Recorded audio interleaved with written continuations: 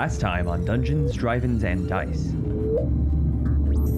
You have flown a few clicks south, and you find a little plateau, and you see a small-ish field of black flowers waving in the wind. Cookie, you have a bottle in your hand. You have, I'll say, like a gallon from the flowers that you were able to obtain of this black, pretty water-like liquid. She says, maybe a diffuser? Sure. That sounds like a great idea. Do you guys have one of those? Maybe we could repurpose the sort of air horn into a diffuser horn. Can you blow balloons? I can blow balloons right through my fingers. If we can get the liquid into the balloons somehow, then we have balloons that will pop as soon as they get anywhere near the magma monster. Balloons are a great part of the party. Blind rage, probably. Yeah, we can use a balloon offensive. You folks lower yourself down this rope and into the lower portion of the facility. BBW forces it through, lifting this thing over and setting it upright, revealing the tank beneath. In that process, you feel your foot like sever at the bottom like quarter, and you drop down a little bit, but then force it back into its place. When you cut this, that colorlessness travels all the way up the vein. And Carl, as you're peeking around the side of this big machine, you actually see that colorless trail down the machine and into this hot area. And the trail leads right up into a patch of large white eggs. And the egg shakes and cracks, and out of this egg slithers a smaller, probably like the size of a full-grown like boa constrictor, a purple worm. And now we return to our adventure. And that is where we left ourselves, is with BBW and Slippy at the thing you're looking for, and Carl being attacked by a baby purple worm. And Cookie, you did your forage roll, and you only got one of your objects, but you rolled like a 13 or something, so you should have gotten a common ingredient. I'm going to do a brief retcon and say that as you lean down to, harvest that, you also found sheets of rust moss growing on the bottom of one of these machines, and you reached over and using your knife that you have, were you about to use it for this, you sheared off 3 cracker-sized sheets of rust moss. That's your common ingredient. You got a gourmet ingredient last time. That should be like the lava vein. I don't know if there's anything on there. Yeah, whatever that was. Magma ginger, right. As you cut it, it dried up and turned into like a stalk-like of ginger.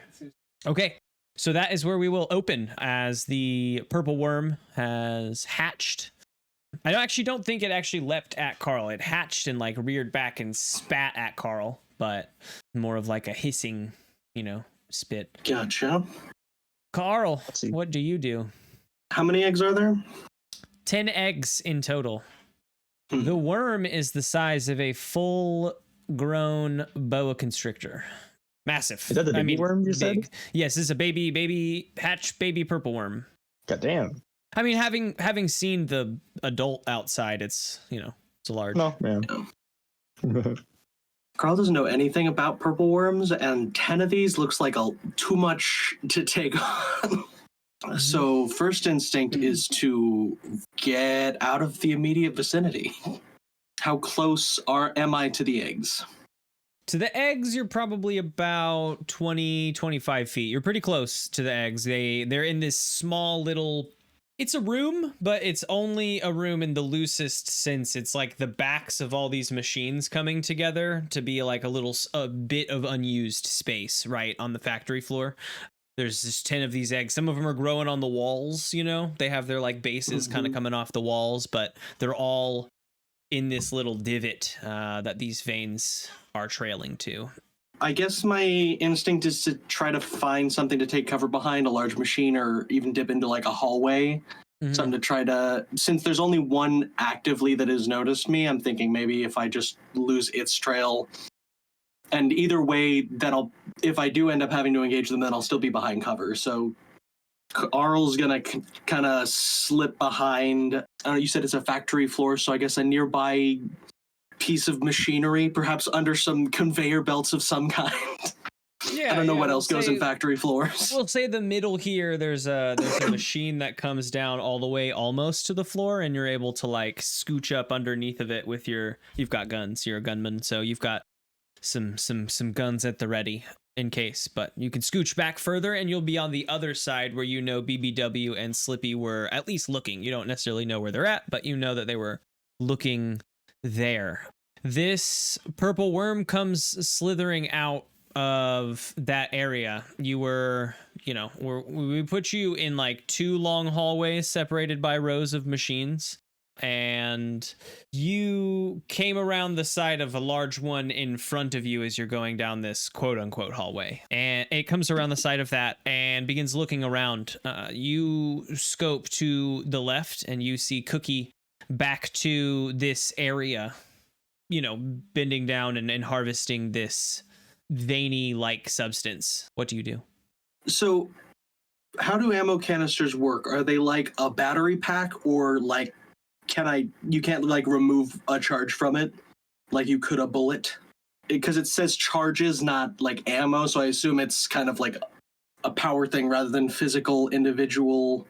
Why do you need to remove a charge from it? What's your... I'm trying to throw something the other direction to distract the purple worm so it doesn't sneak up on Cookie while I'm hiding. Trying to throw it, like, since I'm under the thing and it's not looking at me, I figure if I throw it out the other side, worm might go over there. I could just throw a ration, though, so that works. I've got 5 of those. An aid roll?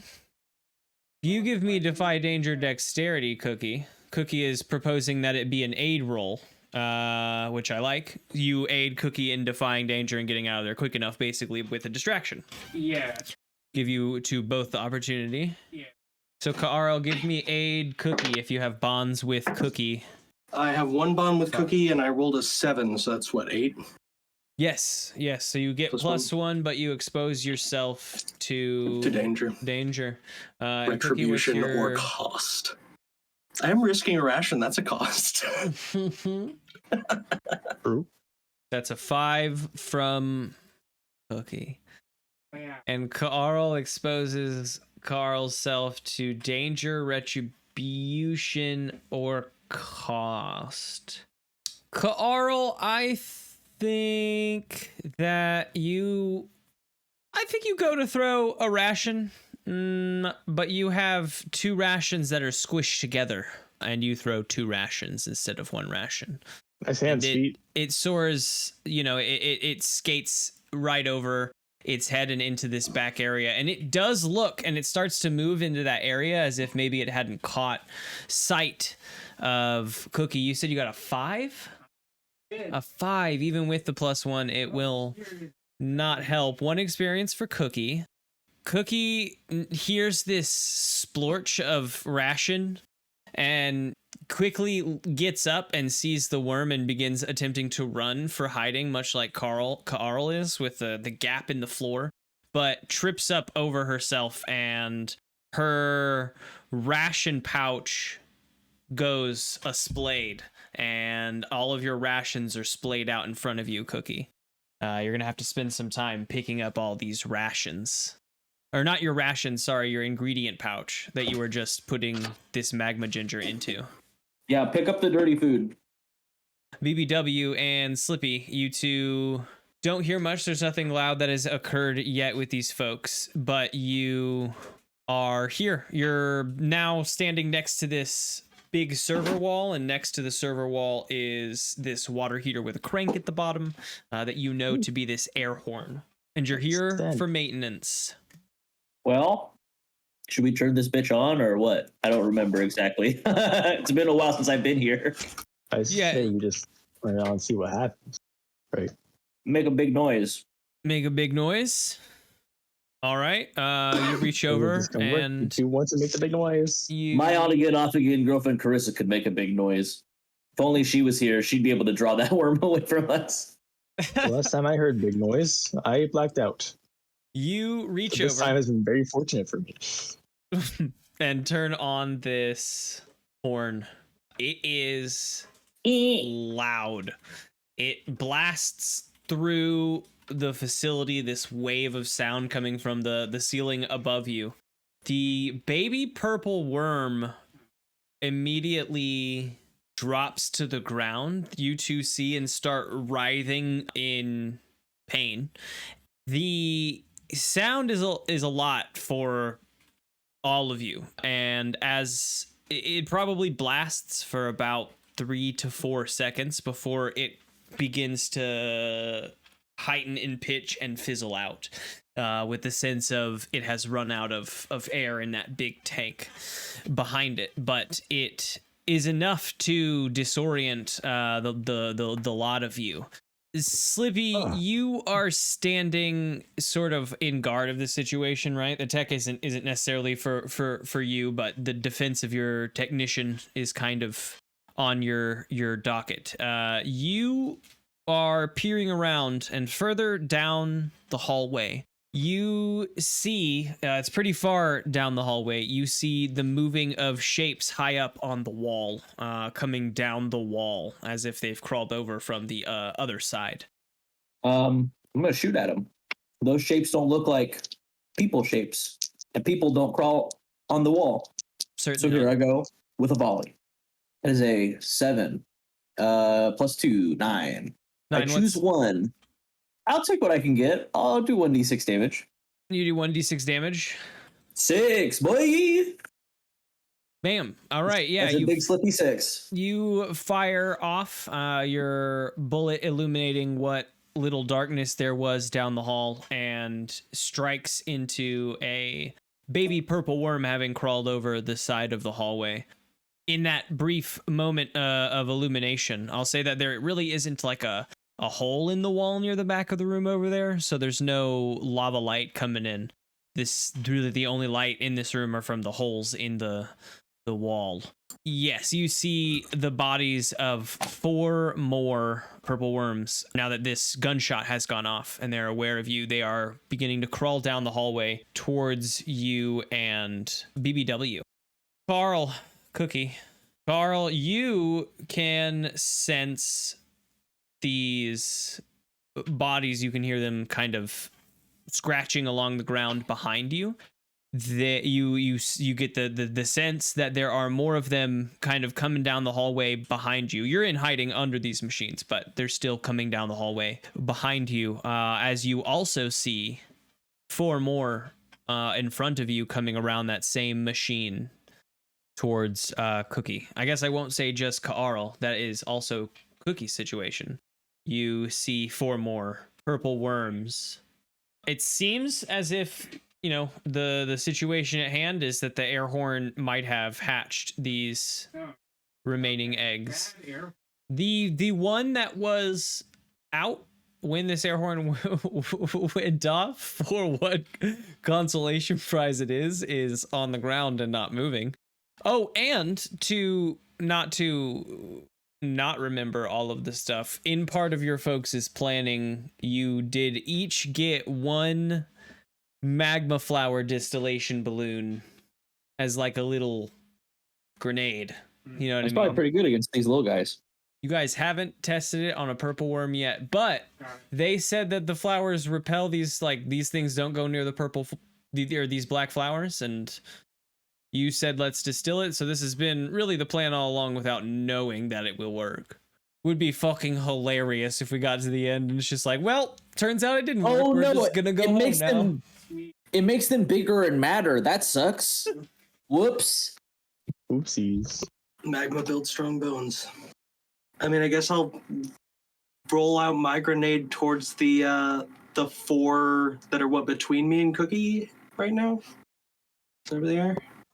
Yeah, There's like 4 on Cookie. each side of me right now, I think. So I'll roll the grenade towards the 4 of them that I can see and not just hear.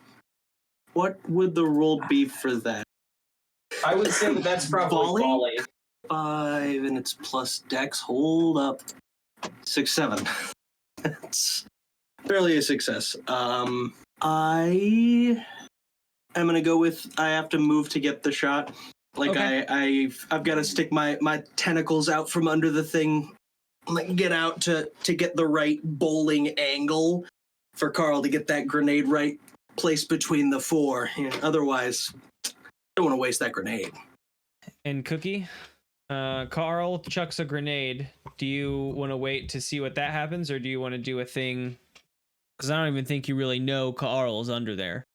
I think if Carl is gonna throw a grenade, I should do my bit as well, and I'm gonna hack and slash this this first worm that was on us. The one that is laying on the ground? Mm-hmm. Yeah. Yeah. With your pan. I have a hand axe. Pandax. Yeah, it's made of lasers. Oh, that's another 5. It's made of lasers and bad to hold. My terrible dice. So that's just an abject failure. I think you run forward with this hand axe and you trip, causing you to careen even more forward into the rest of this group as this grenade flies out. And yeah, I was gonna say maybe you shouldn't melee attack the group that I threw a grenade into. but Cookie didn't know. I should have been good at that. I have a +2 to strength. Fair. But now I'm going to be good at that somewhere else, where I'm more needed, over here, where the grenade is. Yeah, Truly. Cookie trips forward and is directly, I think, in the middle of this group of purple worms as the grenade connects with Cookie's chest. And it hits Cookie and blows up, and Cookie is covered with this distillation. The worms immediately begin shrieking and writhing around on the ground and kind of hitting their mouth against the earth repeatedly. It seems to work. It seems as if this is extremely overpowering for whatever their senses are.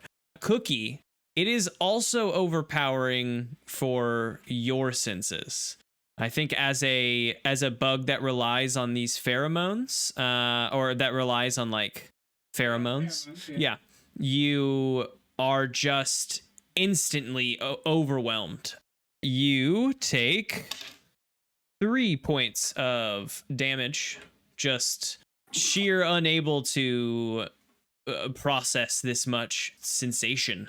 And Cookie is having trouble. Cookie is on her knees in the middle of this. Carl, you see this. The worms are just sort of writhing and smashing. Back to BBW and Slippy. Slippy has shot at one of the worms, and BBW, you have spun around the side of this server to see 4 more purple worms coming up this hall of machines. Slippy's gonna walk up to BBW and he's gonna say, "Hey, I know that we're working on seeing if you can taste and eat and stuff. Can you smell?" Smell. Okay, great. And then Slippy smashes the balloon above him so that it trickles down on top of him so that the bugs will not go towards him. And then I say, "And you just keep on doing your thing. I'm going to take care of these worms probably." We have established that BBW cannot smell, but does have sensors to be able to process that there are powerful scents in the air, but not really get the feeling of what that smells like. So those sensors are just locked on maxed out, but Probably fine. Beyond that, it doesn't, I don't think, affect BBW. Slippy, it washes over you, but it isn't much more than a very, very powerful incense. You've smashed it over BBW. I guess I have to get back to it then. Magic. Yeah, do you have a maneuver for this, being the engineer? I do have this. As your class. Use machine? Yeah, I don't know if there is something like work with machines or make a machine do what you want, or Time to hack.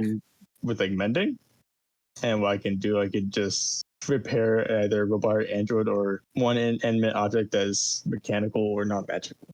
That'd be a thing I could do. Yeah, I mean, I wouldn't, you're changing the purpose of it, but you break it, you repair it however you want. Now it does whatever you want it to do. You repaired it. It doesn't work for the purpose that we want, so we're fixing it so that it does. Yeah, exactly. Especially broken guys. It's like, it's Yeah, just if it ain't instantly broke, do fix it. So If that's what you got to be able to do this, I like it. Let's do it. yeah. All right, I'm gonna fix this thing and make it do what I want. This machine's now BBW's bitch. What is the role for that? There's no role. Just says I instantly do it. Hold the phone. Hold on. I did it. Where? It's called mending in my first level Mending. operations. Oh, but don't you have a use machines then? Operate machines. That's how you cast your spells. So you're running the operation of mending with operate machines. You have to roll plus intelligence, and based on that roll is how well you're. Rolls a 12. I do it. Yeah, it's like it's your spell casting. Got it. It's a 9. A 9. On a 9, the operation runs, but one of the following happens. Oh no. Oh, You it's right there. explode, you implode, and then explode. You void your bowels. Confetti. The machine is drained of power. You cannot run this operation again until you do the technical prep work. So you do it. You put this machine to the limit. It takes a few moments, actually. It takes like longer than you want it to. You're sitting down here working with this. I'm actually going to say that this takes like a little bit of time because you're changing the whole purpose of the machine. You are repairing it and you will succeed. It's going to take up all of this machine of mending's power. What did we say the machine of mending was? Oh, I think you have like a little hose in your finger or something. I think that was the With the machine air, of mending. yeah. Yeah. You blast them in the face with air.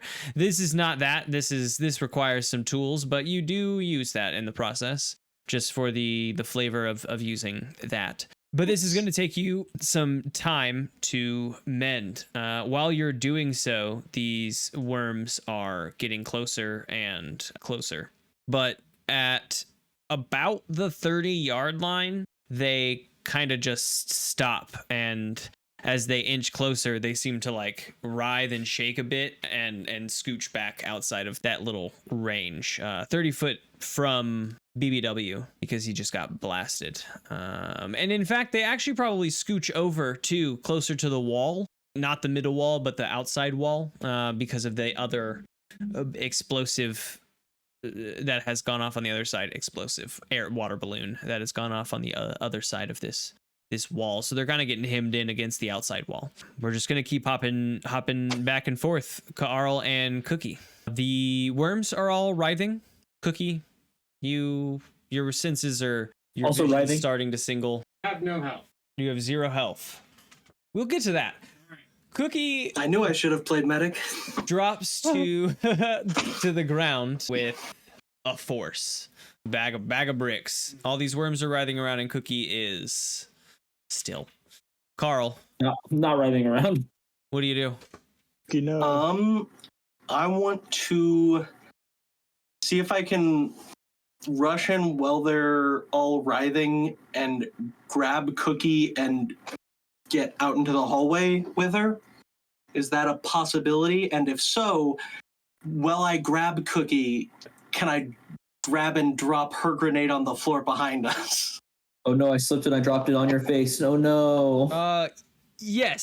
So you will run out and pull Cookie back into your little hidey hole, basically, and throw Cookie's grenade while you're doing it, just to set up with some of the environment we have under the wall and out into the other hallway. Let's see. Defy danger. Yeah, defy danger strength. You're gonna get Cookie out of here quickly before these worms are. At least you think before these worms are coming back into being attacking again. A 7. A 7. I think that I'm just gonna expose you to a whip of a worm tail as you pass by trying to get Cookie. 2 points of damage, but don't just if you have armor. Great. Yeah, I've got 3 armor.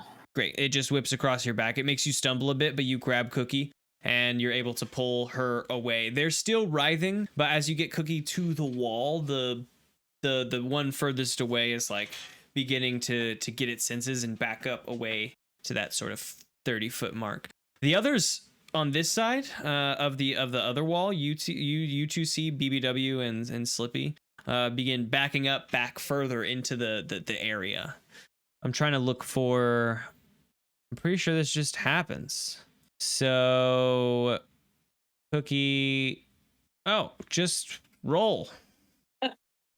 Roll 2d6 plus nothing. Death doesn't care about how cool you are, is what this says. I think Death should care about how cool Cookie is. Everybody should care about Cookie and how cool she is. Oh, very cool. You got a 10. Yeah. First, that's a great one to get a 10 on. Cookie, as this grenade hits your face, your vision doubles and you feel a shock run through, starting at your face, but like back to the back of your head. And it goes black. You see a light appear and it rushes you. The only thing inside of this light you see is a set of huge clean steel gates, behind them a void of nothing, just blackness. They begin to open and your vision kind of comes in almost from the sides of your vision first and kind of sandwiches in the middle and unblurs, and you see Carl sort of above you. You guys are in kind of a tight space next to you, shaking you and kind of tapping you in the face. You wake up with 1 health. You Poking you at 8 times speed. Physically exhausted. You, for strength and constitution, whatever those boxes are, shaky, I think, and weak, maybe. You get -1 to strength and constitution checks until you rest. And I'll also say actually dexterity, the physical set, until you rest. But you are up or awake. What happened? Well, we both made a move at the same time, and they were very different moves. Oh. Good news is you're alive. That is good news. Where are the worms? Currently writhing on the floor in agony, so Oh. don't count your blessings. Yeah. Well, The that's, worms got hit by a grenade, so that's the good news. All right. Any word from the other 2? Well, do you consider hearing the loud-ass horn word? Because that's pretty much what I've got at this point. So we should make our way towards the awful sounds. Yeah, that unfortunately seems like the most logical decision. I'll All take right. lead on that. I appreciate that. I'm going to Got the pokey stick and the life. try and bleed quietly. The 2 of you roll out to the other side of this machine wall and leave those purple worms to writhe and back up.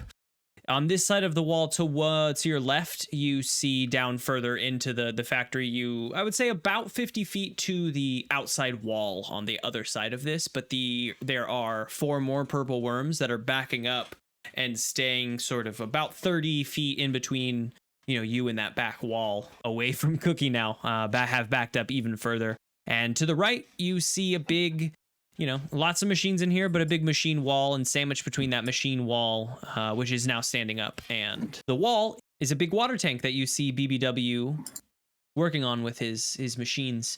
And you see Cookie with guns prepped and aiming down the hallway. Or sorry, Slippy with guns prepped and aiming down the hallway.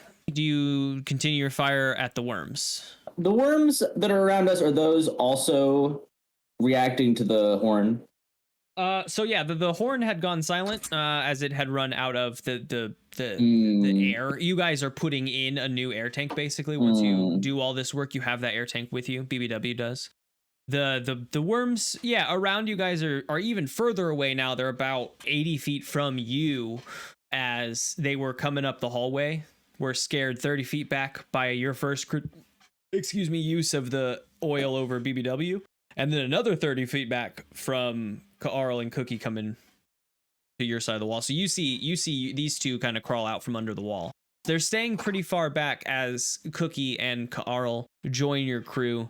That isn't too much longer before BBW has switched the hose for this normal air tank into a hose that can diffuse this oil that can diffuse oil in general. So they could use it as just like a nice orange diffuser if they wanted to hook up a separate tank or whatnot, rose hip diffuser.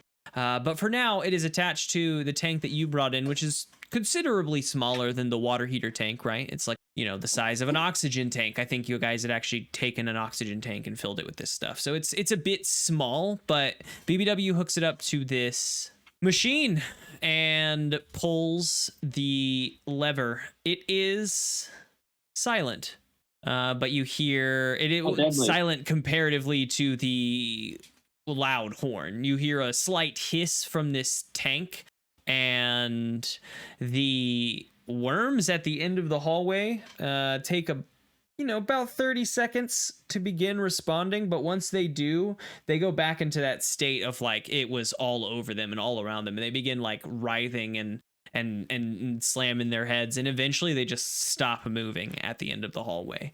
And I think in the last episode that Cookie had also taught the workers how to make this bit, or given them a recipe or something like that. So they know how to make it, and their horn can do it now. So they can share this info with everyone else. You folks are still in the lower portion of this factory. What do you do? Dan, you've done it. Yeah, I mean that's pretty much a job well done right there, at least for the most part. Now let's get some lemon for this. Lemon? Yep, I like a lemon diffusal. I come from a very citrus heavy planet.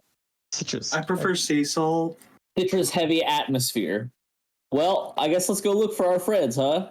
I'll discern some realities. I still don't understand you. I got an 8 for discern realities. What here is useful or valuable to me? Friendship. Slippy, you're looking around to see what you can loot in this moment. You find a workstation nearby where you guys are. You see this little lever on the side next to a little table. Under this table and attached to the floor, up under the machine wall, you see a little safety deposit box. I'll get in there. It is. It's locked. For now. I think I can roll to lockpick. Let's see, do I have a lockpick? Just point me at it. I'll use Ben Bar's lift gates to just break it open. I'm missing a foot. Do you want me to carry you? Would you? I mean, I could try. I'm more of the move around type than the pickup type, but I could definitely try it. I avoid being underneath the heavy thing, that type of thing. Oh, that's fine. I'll just be behind you. And I'm gonna wrap myself around you like a backpack. Is this Jack and Daxter? Nope. Wait. Nope. Hold on. The other one. Ratchet Clank. Close. Thank you. Thank you. I got you. It is very heavy. I think while BBW is on your back, you'll have that -2 dexterity, -1. That's fine. But easy to maneuver, and you have some back protection. Is there a roll to pick a lock for you, or do you just do it? I don't have a lock pick unless it's in my adventuring gear, but I do have a roll to do a lock pick. Oh, but you don't have a lock pick. You have a roll to lock pick. Not as far as I'm aware. Let me see real quick.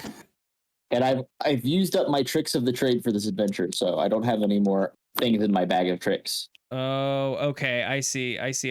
Yeah, then you've got a locked box and no lock pick, but a way to lock pick.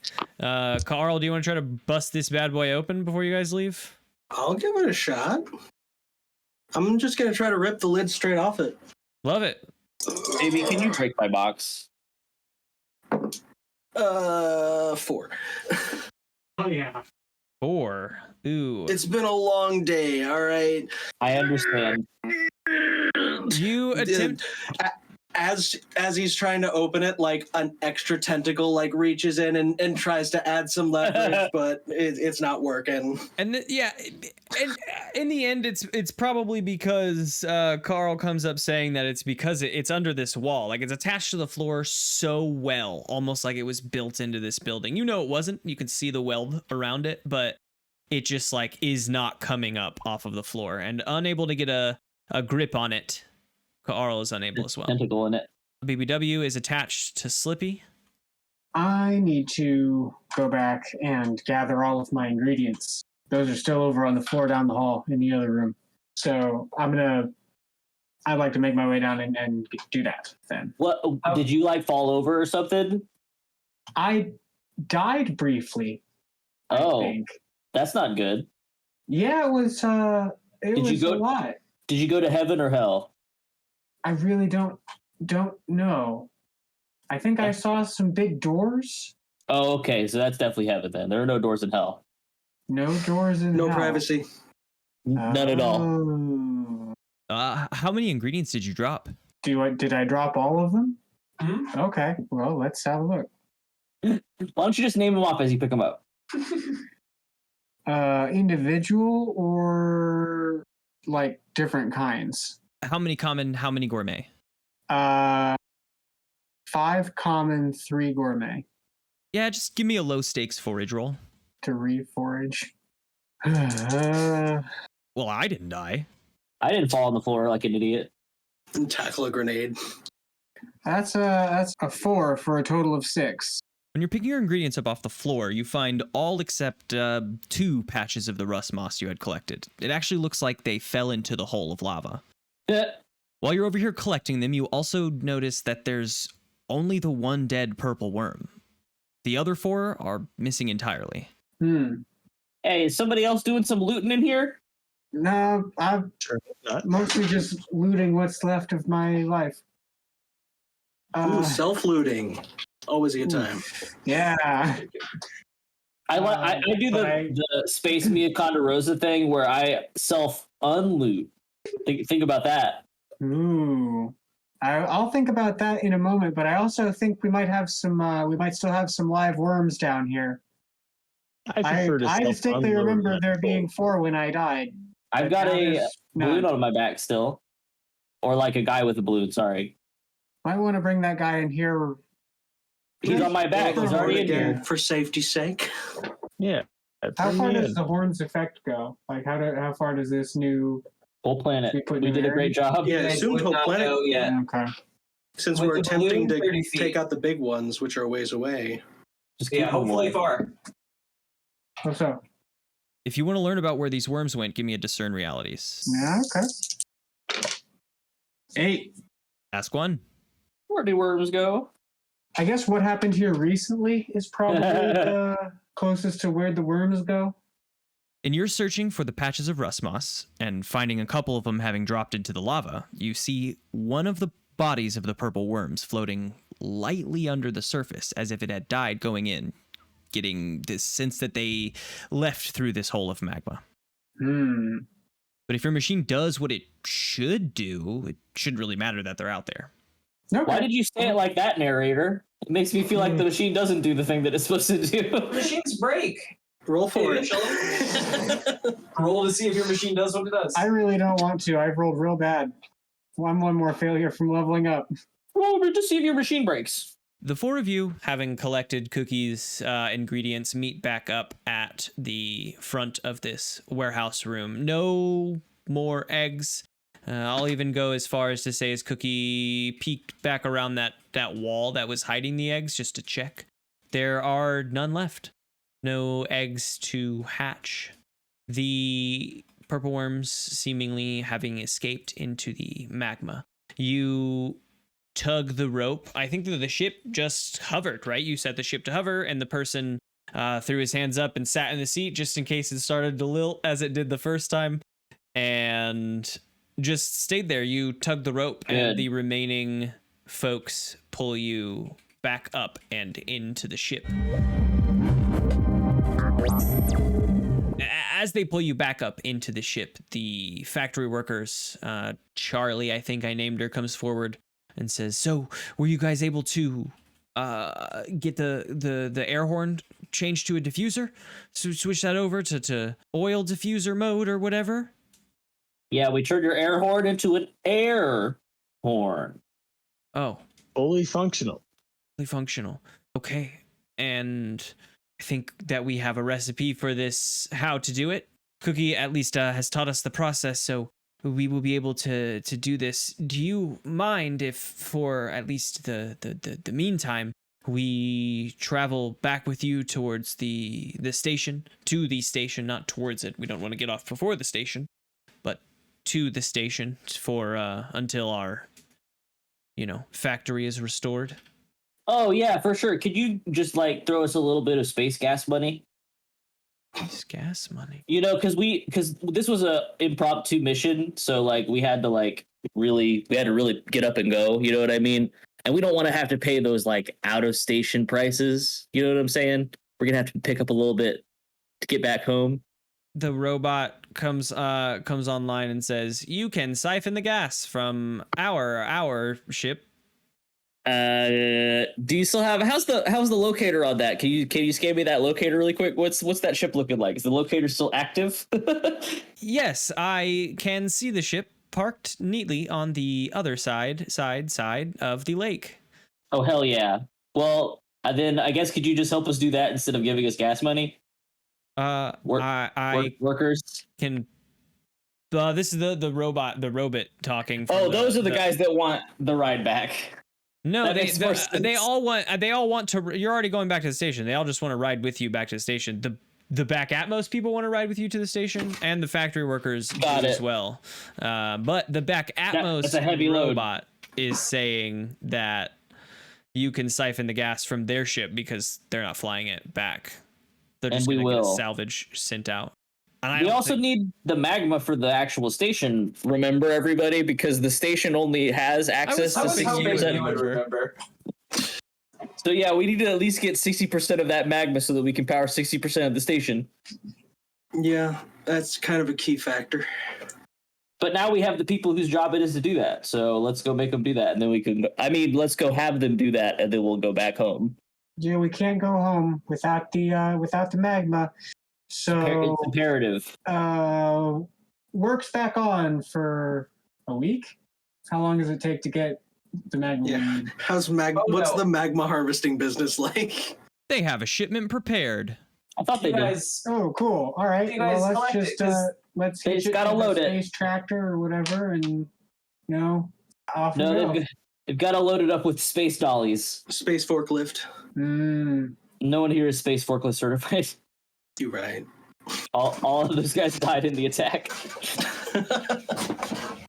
You folks collect the shipment. It might have toppled over. It's in the very front of this warehouse area where you guys had lowered down. I'll say that when you were, you raised back up into the ship and they were like, oh yeah, you remembered we got to grab the stuff. So you lowered back down and you barrel by barrel brought it up the rope. There's no real way of. I didn't.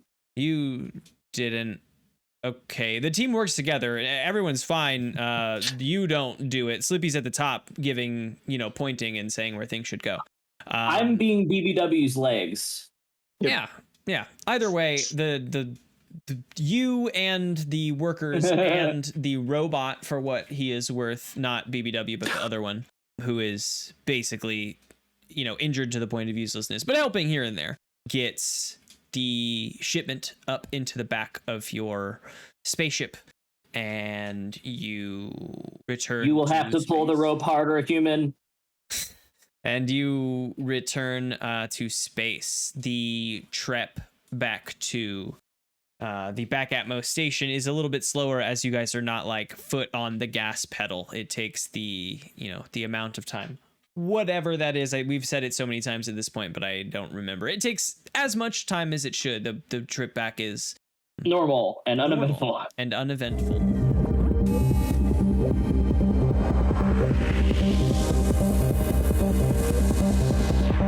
Is everyone leveling? I am level 2. Tombleson S level 2 Slippy. Almost level 3. Almost level 3 for Carl. So how much XP do we gain during that? What just happened? Oh boy, that's a hard question. Totally personal. It's okay. I don't think that you said I earned any though, so I think I'm good.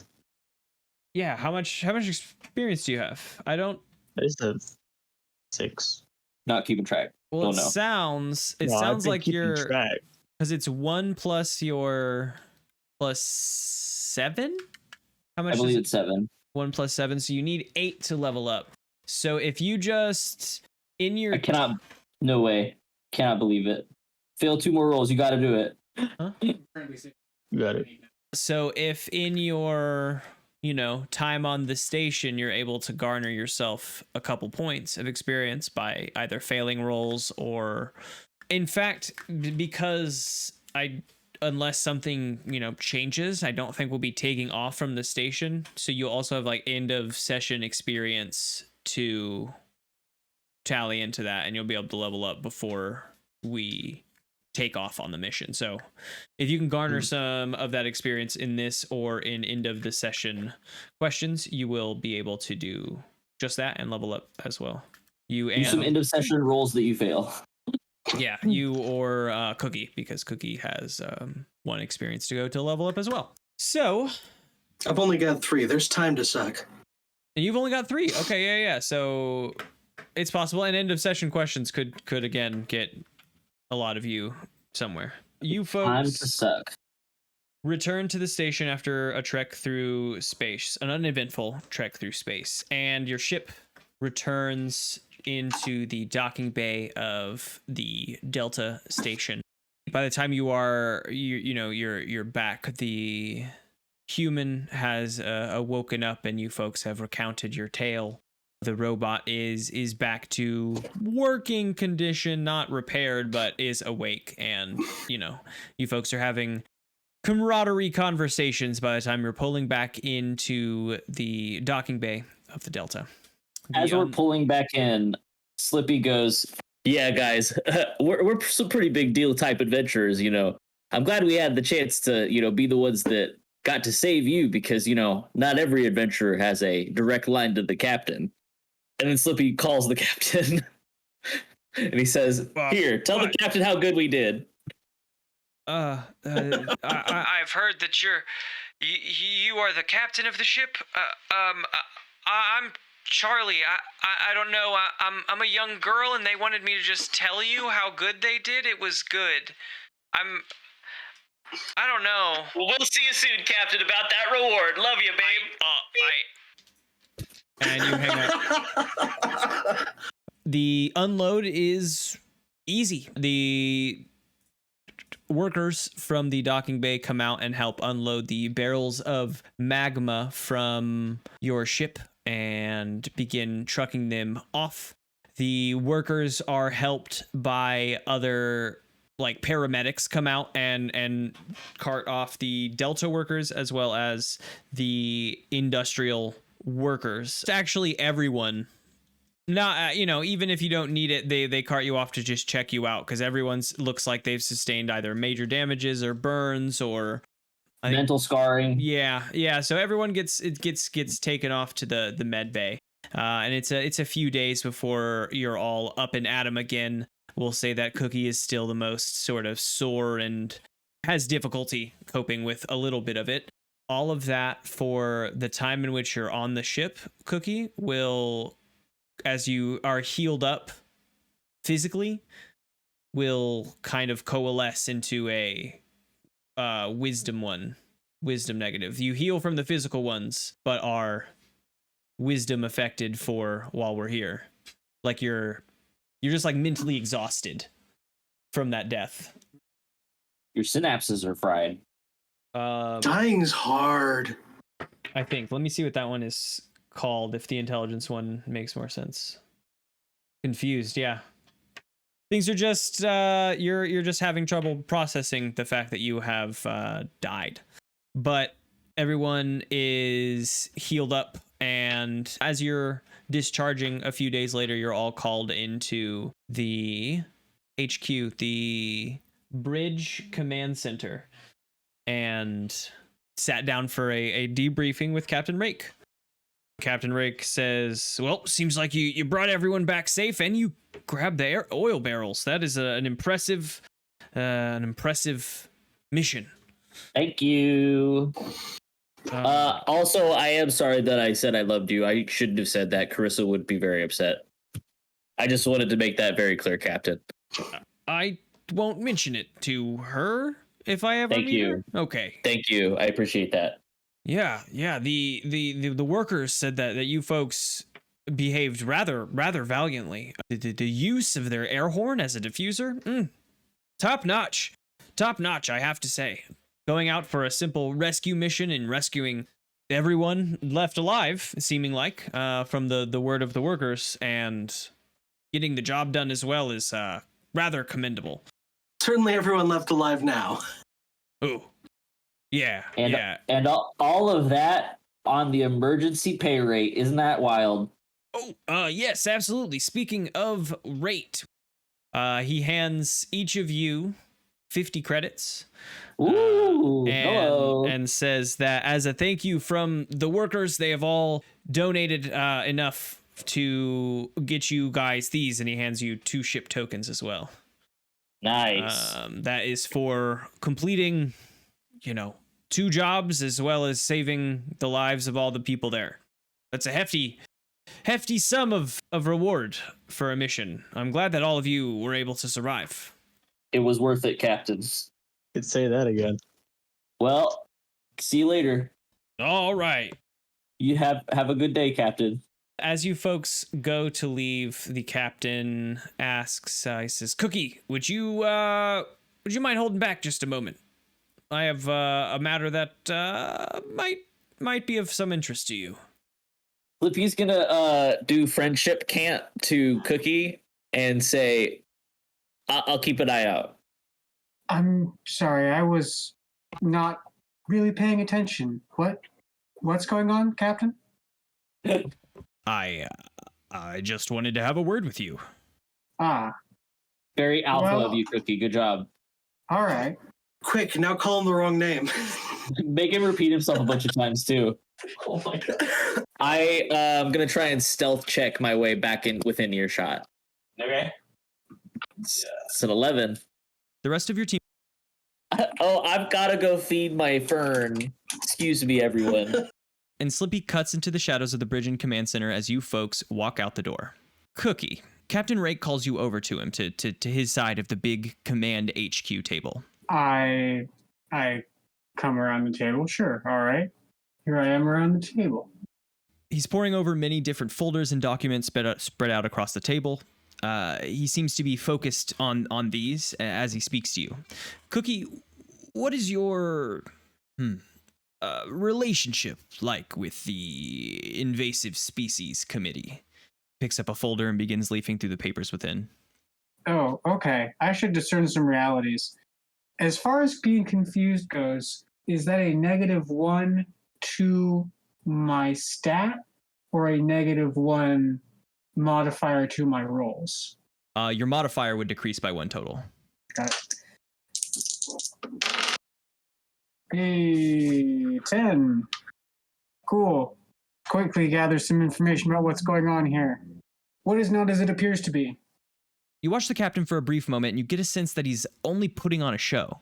He seems to be mindlessly switching between the folders and the files on his desk. His voice is also much lower than it usually is as he speaks to you. Did you just call me an invasive species? What here is useful and valuable to me? Slippy's in the corner and he's ready. He's got his phone in one hand and he's ready to give you information using sign language from behind the captain's back. As you've made your way over to the captain now, you begin to get a better sense of the files spread out across his desk. While they seem mostly random, they all actually have something to do with an incoming shipment of some kind. Travel manifests, data logs, things like that. He picks up a specific one and opens it up, revealing a single form inside. This piece of paper is from the Back Atmos Star System Galactic Orbiter. From the capital, it has like the mark of the capital city ship upon the top of it. And it is from the home offices of the Invasive Species Committee, stating that several invasive species have been reported to be operating on this station, and that they are sending out an inquisitor to investigate. Does it also say that they're feeding 60% of their power to the... No, of course it does not. Seems like an invasive species. Yes, they are sending an inquisitor out. And it even says that their name is Jeremy Figgins, Inquisitor for the Oh no, we're fucked. Jeremy Figgins. Jeremy Figgins is like a Giga Chad name. Oh no. How is this useful and valuable to me? Is this just like the heads up? Jeremy Figgins is coming. Jeremy Figgins is coming. Yes. Because that feels like it sort of feels like a what should I be on the lookout for? But all right, Jeremy Be on the Figgins. lookout Cool. of Jeremy Figgins. We're If you gonna meet someone with that name, run. It's already this too person. late. Cool. Call him Jeremy for short. Beg for Him. forgiveness. What is about to happen? The captain slowly pulls out a gun. I'm space Googling Jeremy Figgins right now.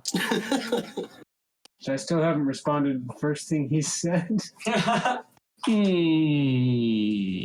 Captain Rake flips the form over slowly, revealing a travel manifest on the other side, detailing a ship's arrival tomorrow, directly from the back Atmos Star System Galactic Orbiter. Nothing is about to happen specifically, but it seems that Jeremy is coming tomorrow. Captain Rake, I understand the rationale behind the Invasive Species Protection Act. However, I find a society which has such lofty goals and morals and structures, tries to make profit through unity. I find that sort of behavior a little bit hypocritical. Nothing I can do to stop it one way or the other, but I do find it hypocritical. Are you, real quick though, are you calling me an invasive species, Captain? Bitch. Slippy is sign language go for going, oh, that's what I'm saying. I'm going, oh. I would make no claims to such. I find your work very, very valuable to our station. Just in the short time you've been here, you've already saved the lives of several crew members and successfully completed both of the tasks we've set before you. I certainly would not agree, and his voice drops as he says that, with the Invasive Species Committee's sort of decrees on who is allowed and not allowed to live in our galaxy. But, as you said, there's not much that we can do about it. If they have the stamp of approval from the Home Office, then they have the stamp of approval from the Home Office. I was just curious, as, don't know if you've had a run-in with them directly, but if they start showing up here on the ship, I might be a little concerned. Just curious. Kind of their whole deal. If, how you thought if they happen to show up here. Might want to be on your toes. Are they the kind of enforcement agents to abduct you from your quarters at night? What kind of, like, are we, am I going to wake up with a bag on my head? Like, what's Worse, the sort of 2 bags. timbre of these? I am a recent arrival. What level of to the alert? space station. Like, should I hide under a rock? Well, Are they just big space racists? That's probably an the admission jam? of guilt. So I've heard stories. We've never had an investigation here on the station before, but we have heard stories. I have heard stories. It depends on the Inquisitor that we get. Some are brutal and rash and violent racists. Some are just here to do their quote-unquote job, he whispers. I'm only a little racist. Theoretically, he's here to ask questions. The invasive species is, for the malcontent species. He speaks up a little bit as he says that. So there is, if you get questions, as long as you're on your best behavior, they'll have nothing to pin on you, right? Just don't try to do something silly like, I don't know, put eggs in the captain's food or something. That was the other captain. Yeah, but they still might talk to Jeremy.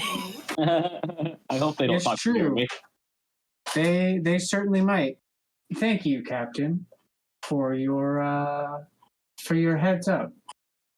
And I bounce. I also bounce stealthily. Stealthily, Slippy slips out behind or in front of Cookie. Before Cookie gets to the door, Slippy slips around the door frame and out into the hall. No, it's behind, and then I do just do like a tap.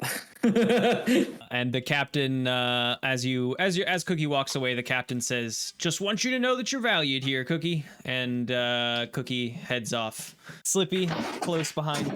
I never expected the Space Inquisition. So we have a moment to first we can either start with like You guys each, so you guys spend time on the station and do like that, like little segments. We can either do the segments bit first or the ship bits first. If you guys want to do ship shop. Didn't he come in tomorrow? By ship bits, I meant your own ship. You guys earned some ship credits. I don't know if you want to spend those or save those. And how much money is it to buy a ship credit again? 50, I think, for 50 one. gold. Yep. So you each got enough gold to buy another ship credit if you want, or you can buy some stuff for yourselves. Well, what have we felt like we've wanted?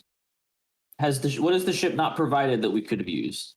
We haven't gotten into a ton of ship encounters thus far, so I don't have a great basis for what we're lacking in that department. We tend to like go somewhere and then be there for a couple sessions, and so the travel itself takes up less of the significance. Yes. Unless we were to get lost at Space Sea. Well, yeah, we don't want to get lost in Space Sea. I just don't know what we're missing because we haven't really had much chance for things to go super wrong. A space compass is what we need, it sounds like. Space North Star. Is there anything that might help us out with Jeremy? I think that depends on what we're trying to do with him. We need to brew. We need to turn a horn on the station into a diffuser, and then we need to find a smell that Jeremy doesn't like. Before we do anything else, does Cookie want to explain to everyone what just happened? Because if you don't, then Slippy will.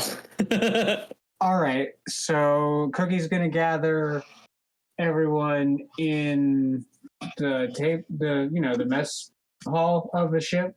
Because I figure we look at ship store stuff in the ship and we think about what's in the ship.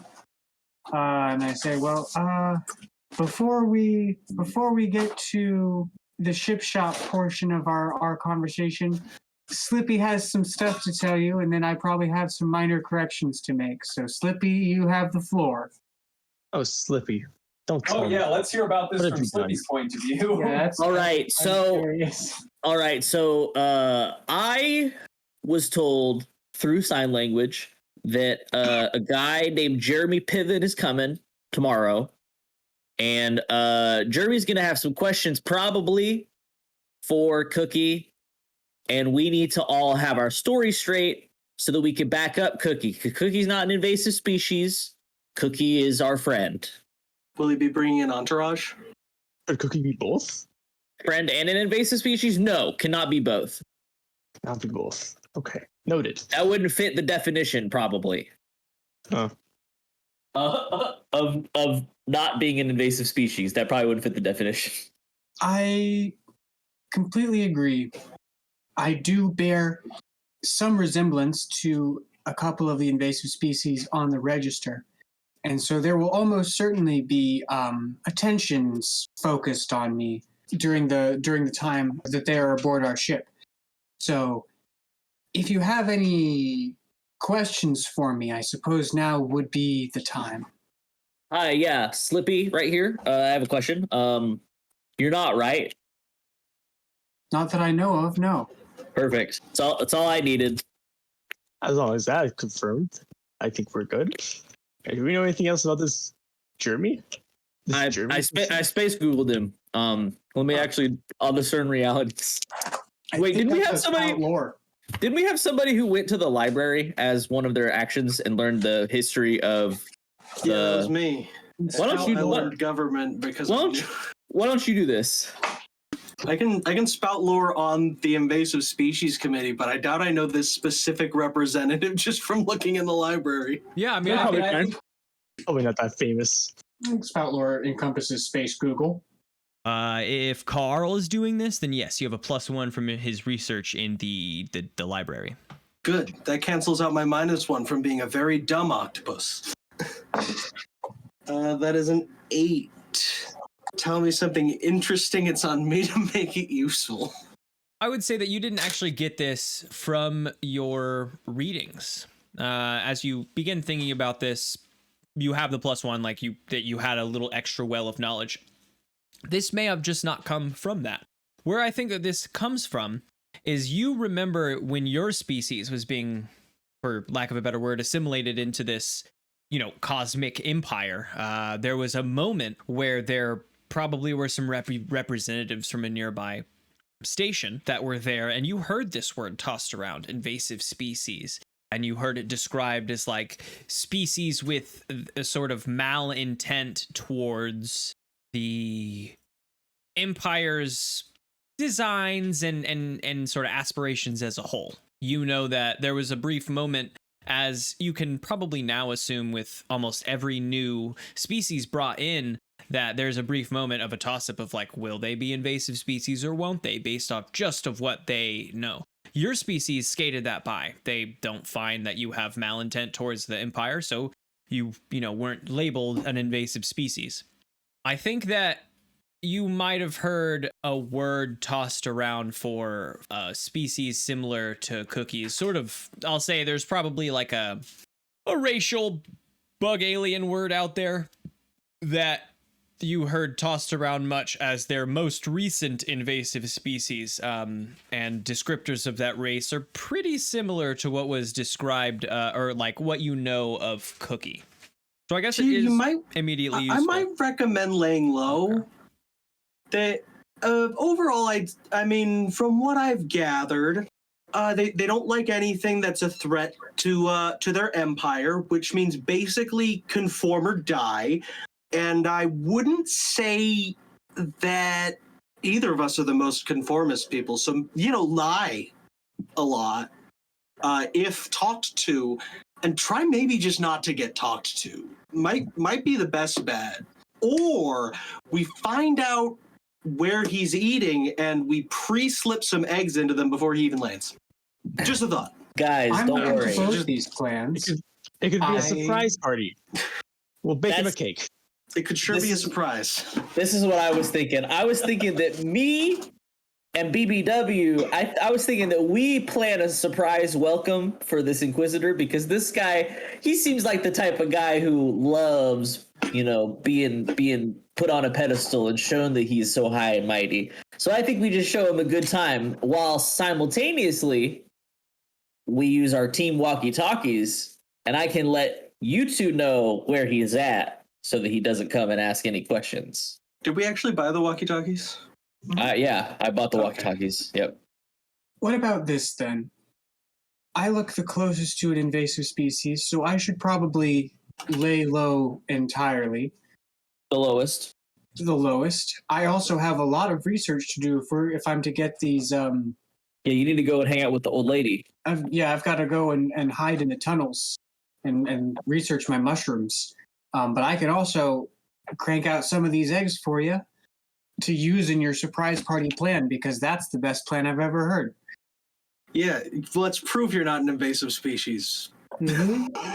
Invade this man. Yeah, let's invade his brain. We'll invade him right back. He'll expose all his secrets. I do have a poison that could make him think the next person that they see is a trusted ally. But we could just do this. I mean, there's no reason not to do both, especially since he'll treat the next person he sees as a trusted ally until his eventual death in D4 days. Trigger every plan in the book. Give him the potion and tell him to eat the eggs.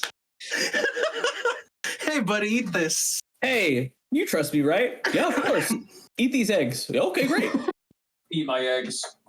I love it. I love every moment of it. Then I think I'll be in your care. All right, BBW. We need to make sure, number one, that he doesn't know that we knew he was coming. So we've got to pretend to be the standing surprise welcoming committee. So we have to be surprised? We have to be surprised, but also completely in control. Completely in control, because we always prepare for surprises. Of course. But I'll leave the nitty gritty to you, because you're kind of an expert at this whole thing. Indeed. Well, it would be very convenient for there to be a party being thrown already there while he's coming, isn't there? Mm-hmm. So a preset throne. Yeah. That's a good point. We pretend to be surprised at the surprise party. Gabe has pointed out that this might be a carouse roll, our very first carouse roll. We're trying to throw a welcome party, right? For this guy? Oh, yeah. So, but make it seem like we don't know that he's coming. Yeah, make it a welcome party for someone else. No, just for it's a generic party that is ready anytime we have a special guest that arrives. We are the standing surprise welcoming. It's like committee. the restaurant. Everyone's just ready to sing happy birthday whenever someone comes in. It's exactly right. Candles set aside. Like there's a guy who's standing right above the candle with the lighter lit. He's ready to go as soon as he needs it. So that's what I want them to imagine us as. The thought is when you return triumphant and throw a big party, spend 100 coins and roll +1 for every extra 100 coins spent. This doesn't feel like it. It's not a big party. It's a little party. A little party. Right, little party. Neutral party. Fuck it. Just to give this a roll, I'll call it 30 coins to just generally, or 30 credits to just get all of the shit for your normal welcome party. If you spend 30 more, you'll get a +1. I'll put 30 in. You'll put 30 in? Great. I'll put 30 in. Let's do it. I'll put 30 in. Got +2. Yep. And then I think we should have Party Robot roll it, and then I'll roll isn't there an aid roll? There is an aid roll. Yeah, Party Robot has +2 for spending 30 on the traditional one. Slippy spent 30 and Cookie spent 30, so overall Party Robot has +2. And then Slippy is going to aid. Slippy, how do you aid this? How do you aid in setting up for the party? Slippy is going to he's going to go around the ship and he's going to find people who don't look like they have much going on, and he's going to ask them to be at the docks tomorrow all day. Got to be ready. We might be having a special guest or maybe not arrive to the ship, and we need to be ready to welcome them or not welcome them But I if have they're to not work coming. tomorrow. What time? I don't know. 8 a.m., man. Well, whatever you get off, can you come to the dock? I'd love to. Hell yeah. We'll have cake, probably. Unless it's already happened. Okay. Oh, yeah, give me your aid roll. And then I do that a bunch of times. Sure. I get a charisma, which is +1. That makes it a 9. Aid roll is bond. Roll plus. Oh, then it is the same, and it's 8 or a 9. It's the same. It's a 9. A 9. Either way, it's +1. Expose yourself to danger, retribution, or cost. No, I don't want to go to your party. Smack. I don't know that there is a retribution here. Maybe we'll see. BBW, you get +3 to your carouse roll. Give me that carouse roll as this ship comes in for a landing. You have, I'll say there's probably like 6 just like random strangers, like they see Slippy and they're like, hey, what are we doing here? Get ready, he's coming. Okay. Coming. Yeah, give me your carouse roll for a welcome party. You said I have +3? Mm-hmm. That's a 9. That's pretty good. For carouse, on a 7 to 9, choose 1. Befriend a useful NPC, hear rumors of an opportunity, gain useful information. You are not entangled, ensorcelled, or tricked. So he's either our friend or he can't trick us. Well, you're not tricked at the party. You could be entangled in booze. Get a hangover, make a friend. We're gonna. So you either befriend, you hear rumors of an opportunity, you get useful information, or you're tricked at the party. Or we can't be tricked at the party. Yeah, I can be tricked at the party. Oh yeah, or you're not tricked at the party. I'll befriend the useful NPC. Yes. There's no way this fails. Yes. There's no way this We've fails. already succeeded. What do you mean? The welcome party goes off without a hitch. However, the ship lands, and you folks recognize the ship almost immediately. It is, in fact, the same ship that picked up you folks and all of the other recruits to come out here the first time. And getting off of this ship are 10 new recruits. They're getting a much better welcome than we did. Yeah, definitely. And you give them a welcome party. They are appreciative.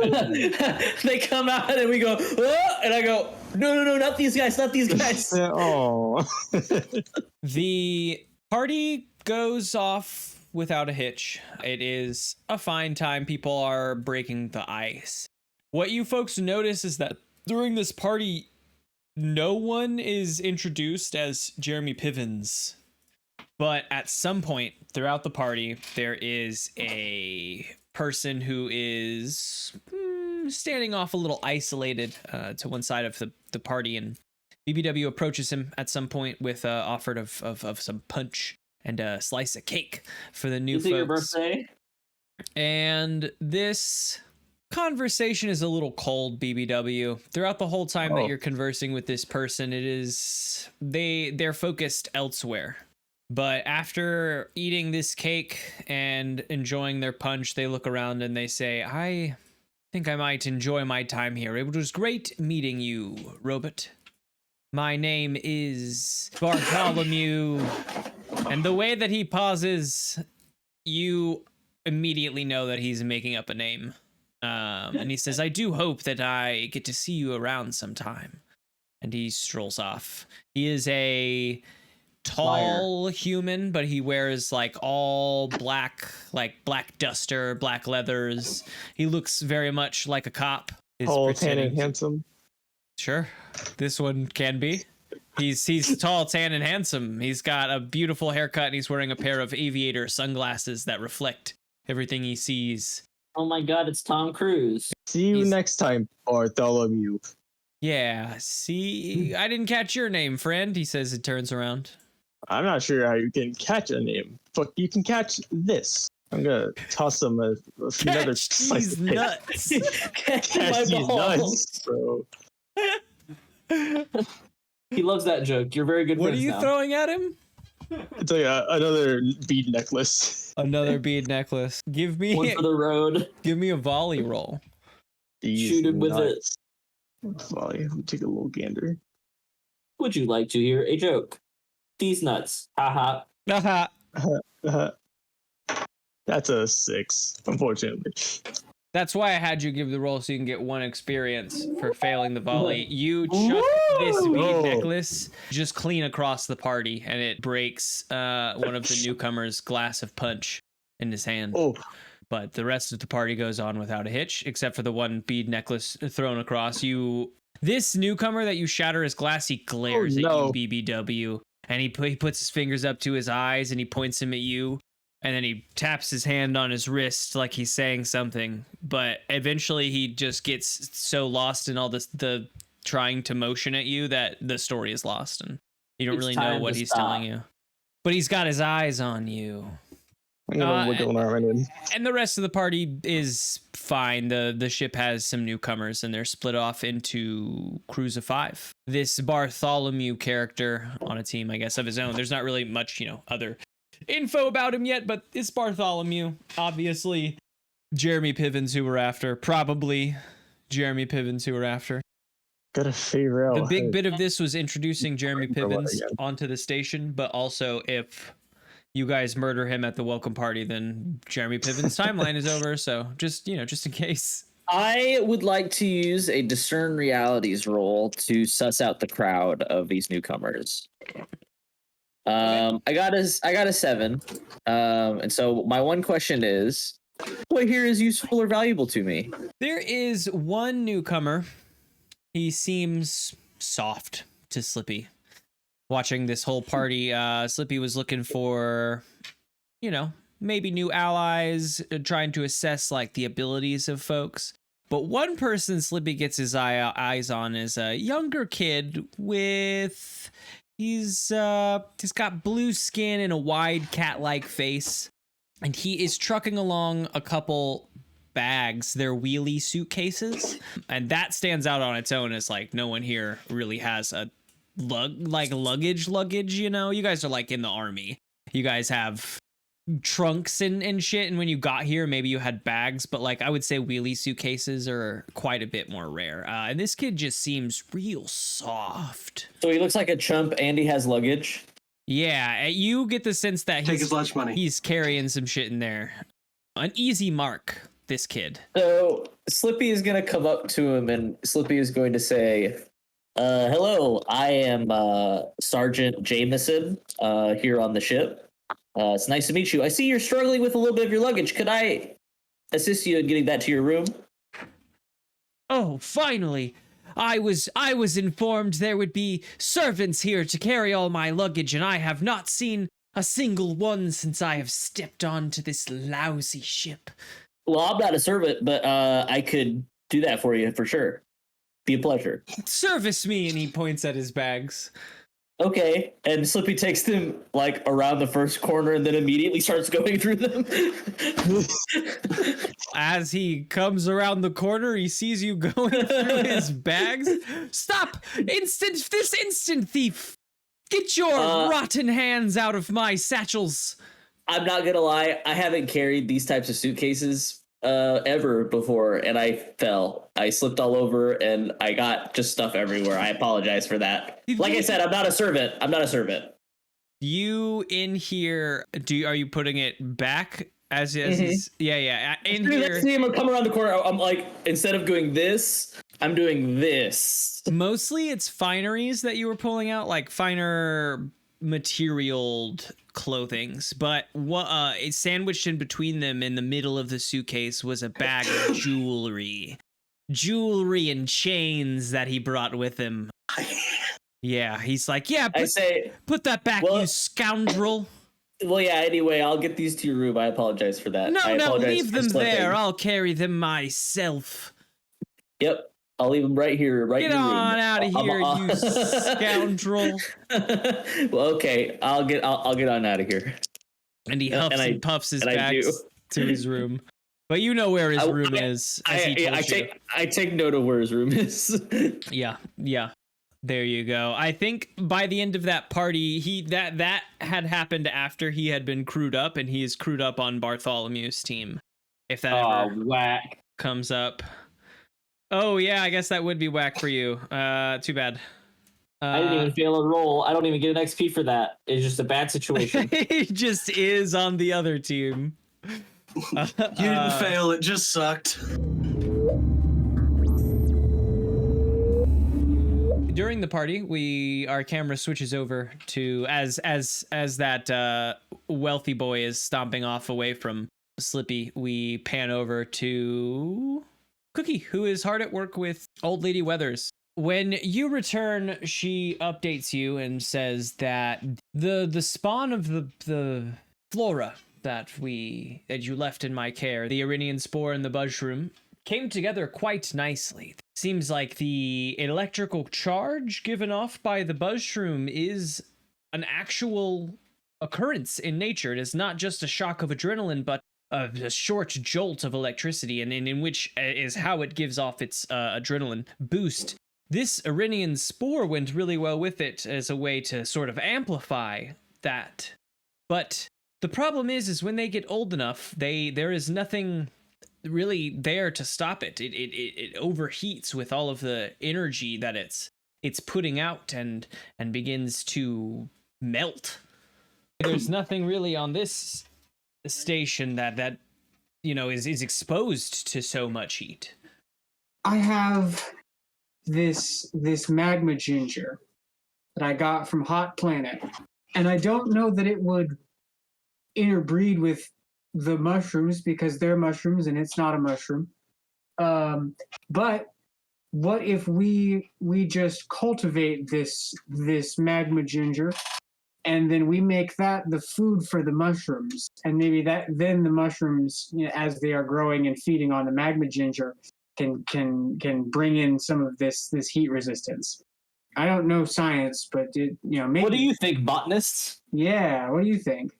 I think that it's well worth a shot if we can create a new sort of.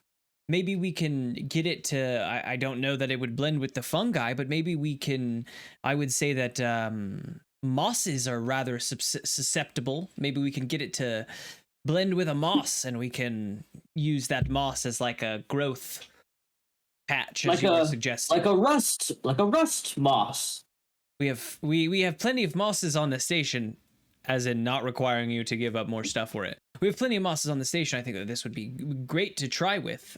Plenty of rust moss growing along the metallic channels here in the station. If you wouldn't mind maybe collecting a few of those samples while I get started on breaking down this magma ginger, definitely give it a shot. All right, give it a shot for me. 10 plus, get both from the list below. So a gourmet and 3 staples. So I'm moss hunting. So Yeah. are they all, is it all moss? Whoops, all moss. Your staple ingredient is 2 mosses that you need for this, but you will also get the bonus of, we'll say, one pinwheel, and then you will also receive a new gourmet ingredient. While harvesting this rust moss, you find a particularly thick patch of it grows a... You know that when this stuff gets dense enough, it will begin to compress together into something known as iron vines. And iron vines, when cut off, harden and are used to, in culinary, used to grate over different dishes as almost a salt or a cheese, like an herbal parmesan. So you collect those and return to Old Lady Weathers, and the two of you set off, spending some, time, a good portion of time trying to break down the rust moss and the magma ginger in order to create this new sort of growth substance for these mushrooms to be able to withstand the heat that they produce. While Cookie is spending this time doing this, what are the other 3 of you doing during your time off in between missions? I think Carl is gonna be hitting the shooting range. That's I would like to be tinkering my various party devices, amping them up. Sorry, go ahead. Okay. No, let's start there with Carl. So you're spending that time, you said, training in the shooting range and in the sort of combat gallery? Yep. I think that there's actually a role for this to bolster. Let me just reread over that to make sure that this one would apply. When you spend your leisure time in study, meditation, or hard practice, you gain preparation. If you prepare for a week or 2, take 1 preparation, so you would take 1 preparation. When your preparation pays off, spend 1 preparation to get +1 to any roll. Gotcha. And I think that, it says to any roll, so I think to any roll, whenever you spend it, I'll ask, where in Carl's week did he come across maybe this this thought or this situation, or where is he tying it to, just for flavor, whenever you do that. Yeah. But you get +1 whenever you choose to use it. Awesome. Let's spend a little bit of in-game time doing this. You show up to the shooting range. I believe that I have her named Shaq. Shaq, the sort of ranged and dexterous, lithe trainer. She is a human, and she is sort of no nonsense. As you show up, she is hosting a training on bows, which is not something that Carl, I think... What's Carl's experience like with bows? You could use 4 bows. I don't know. I doubt Carl has used a bow, probably just familiar with them, contextually. Okay. So this week, Carl gets some training in bows, at least right off the bat. It will, of course, it progresses. There's some guns later down in the week, but I think when you show up, they're doing a bow training. Give me a volley roll. Give me a volley roll with this weapon. And I think on the total roll, give me -1. Not your preparation, of course, but this is due to the thing that Carl has never touched one of these weapons before. This is just, again, that makes for sense. flavor. That's 12 total. 12 total. Holy cow. All right. Carl picks up the bow, and I think the first bow that Carl picks up is not right. And Carl thinks about it for a second, just maybe I should just get started and shoot it off. But Carl actually spends a longer moment, much to the, I would say, slight aggravation of Shaq, to find the right tool, is how Carl might put it. This seems like nonsense. Crossbow first. Was crossbow seems right, but they take so long to load, and it's maybe one of these regular bows, because I've got the extra tentacles to be loading as I'm drawing. This seems like nonsense. I like that. You're kind of attempting to explain it, and Shaq goes to roll her eyes, and Carl takes that moment to begin firing.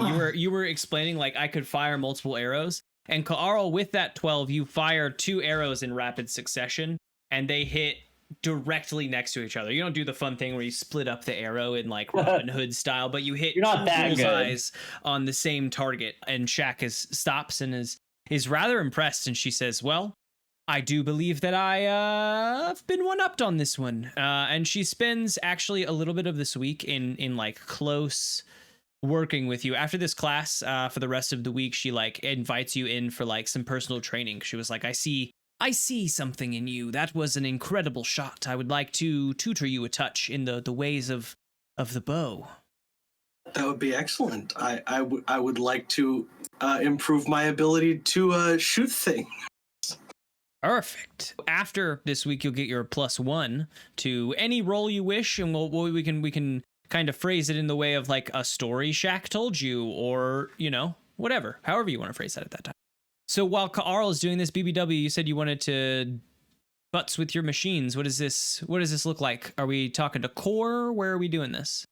I think definitely the core, as well as thinking with this how they're looking, the way that they look. Okay. So I want to put one to like specific stuff. What do you want to do with the way that they look? You come into this tech bay, again attached to the science bay, and core. Dang, I'm gonna just do that with all C words. Core is hard at work with a few assistants over some lab tables. They're just working on a lot of different tech pieces, like a lot of different things. It looks like they might be a little overwhelmed with general orders at the moment. You even see like a table of like house appliances, like toasters and things like that like one assistant is working on, much to his chagrin. What do you do in this tech bay? Wander in like the party robot I am, greet everybody. Hey, what's up, you? Core, everybody. Yeah, That's how I'm gonna say everybody. This has to be you. Most of them, like, some of them will like look up and maybe wave and say, "Hey," but they mostly get back to work. They seem to be kind of swamped. Core is the only one that stops and says, welcome on in, BBW. Good to see you." Good to see you once again as well. What's all the hype for here? We are just backlogged in general repair orders at the moment. Seems to be quite a number of extra broken appliances and bits around the station as of late. I have heard of your crew's exploits on your recent mission, and I believe that congratulations are in order. Very much. Thank you. I mean, I don't think they could have done it without me, honestly. I mean, I bring so much joy, and I feel like I really have a purpose now. Oh, that's fantastic. I do remember last time you were here saying that you had sort of lost your purpose. Have you found it in bringing joy to your crew? Well, maybe a purpose. But it feels good. Okay. Yeah, Yeah. Are you here to work on your machines, young robot? Yes, I'm here to spice them up, as I think they would say. I want to have them have a better look, more appealing for them, my party members. What's this appliance over here? I'm going to point to the toaster. That's a toaster. Make bread hot, BBW. You think I could incorporate this into myself? I apologize. You're trying to change your machines into household appliances rather than party favors? I just want them to look like it. I just think this one looks appealing. You want only one to be a toaster, or do you want them all to be household appliances? All to be toasters. If they're all, I just want this one. There are many more to come, of course. This is just the beginning. Oh, you're building like a new machine. Sort of. I'm replacing old parts. Replacing some old parts. Okay, yeah, we can help you get it to look like a toaster. I'd love to give you a few instructions on that. So, are you what is this mechanically speaking for BBW? This toaster will be his laser cutter. Is this a new spell? No, it's his laser beam, not laser cutter. Oh, you're just changing the look of your laser beam into a toaster? Yeah. Okay. Not for now, anyway. Yeah. Okay. You're making Jotun. Yeah, I think that this probably I think that we could consider this bolster as well. You are spending your time in, hard practice on your machines. And Core is helping you learn new things about machines if you wanted to treat this as a bolster. So you get a +1 in future scenarios to just sort of add as you will. And it will come from your conversations here with Core as he is like teaching you how to Toaster up. change your laser beam into this toaster. You bought the premium toaster skin. Yeah. Is that somewhere on your body? Do you have like 2 toaster slots now on your chest or something? Can it toast bread? Oh yeah, I can. Of course it can. Okay, just on a super low setting. Otherwise, it's so burnt. Yeah. I want to say. Oh, sorry, you just want to toast it? No, I can burn bread. That's what I can do. I will only burn it for you.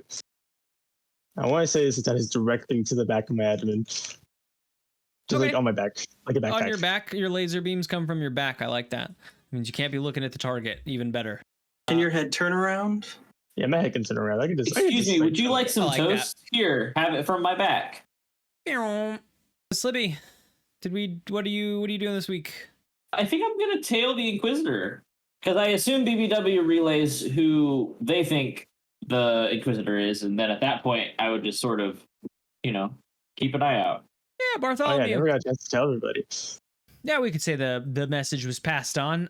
You spend this week tailing Bartholomew or Jeremy Pevins. Why don't we frame this in the questions from Discern Realities?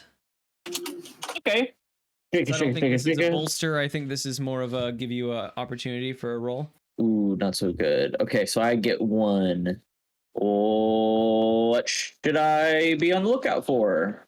Jeremy Pevins spends his days as any normal new recruit would. He goes to his first week. I hate it.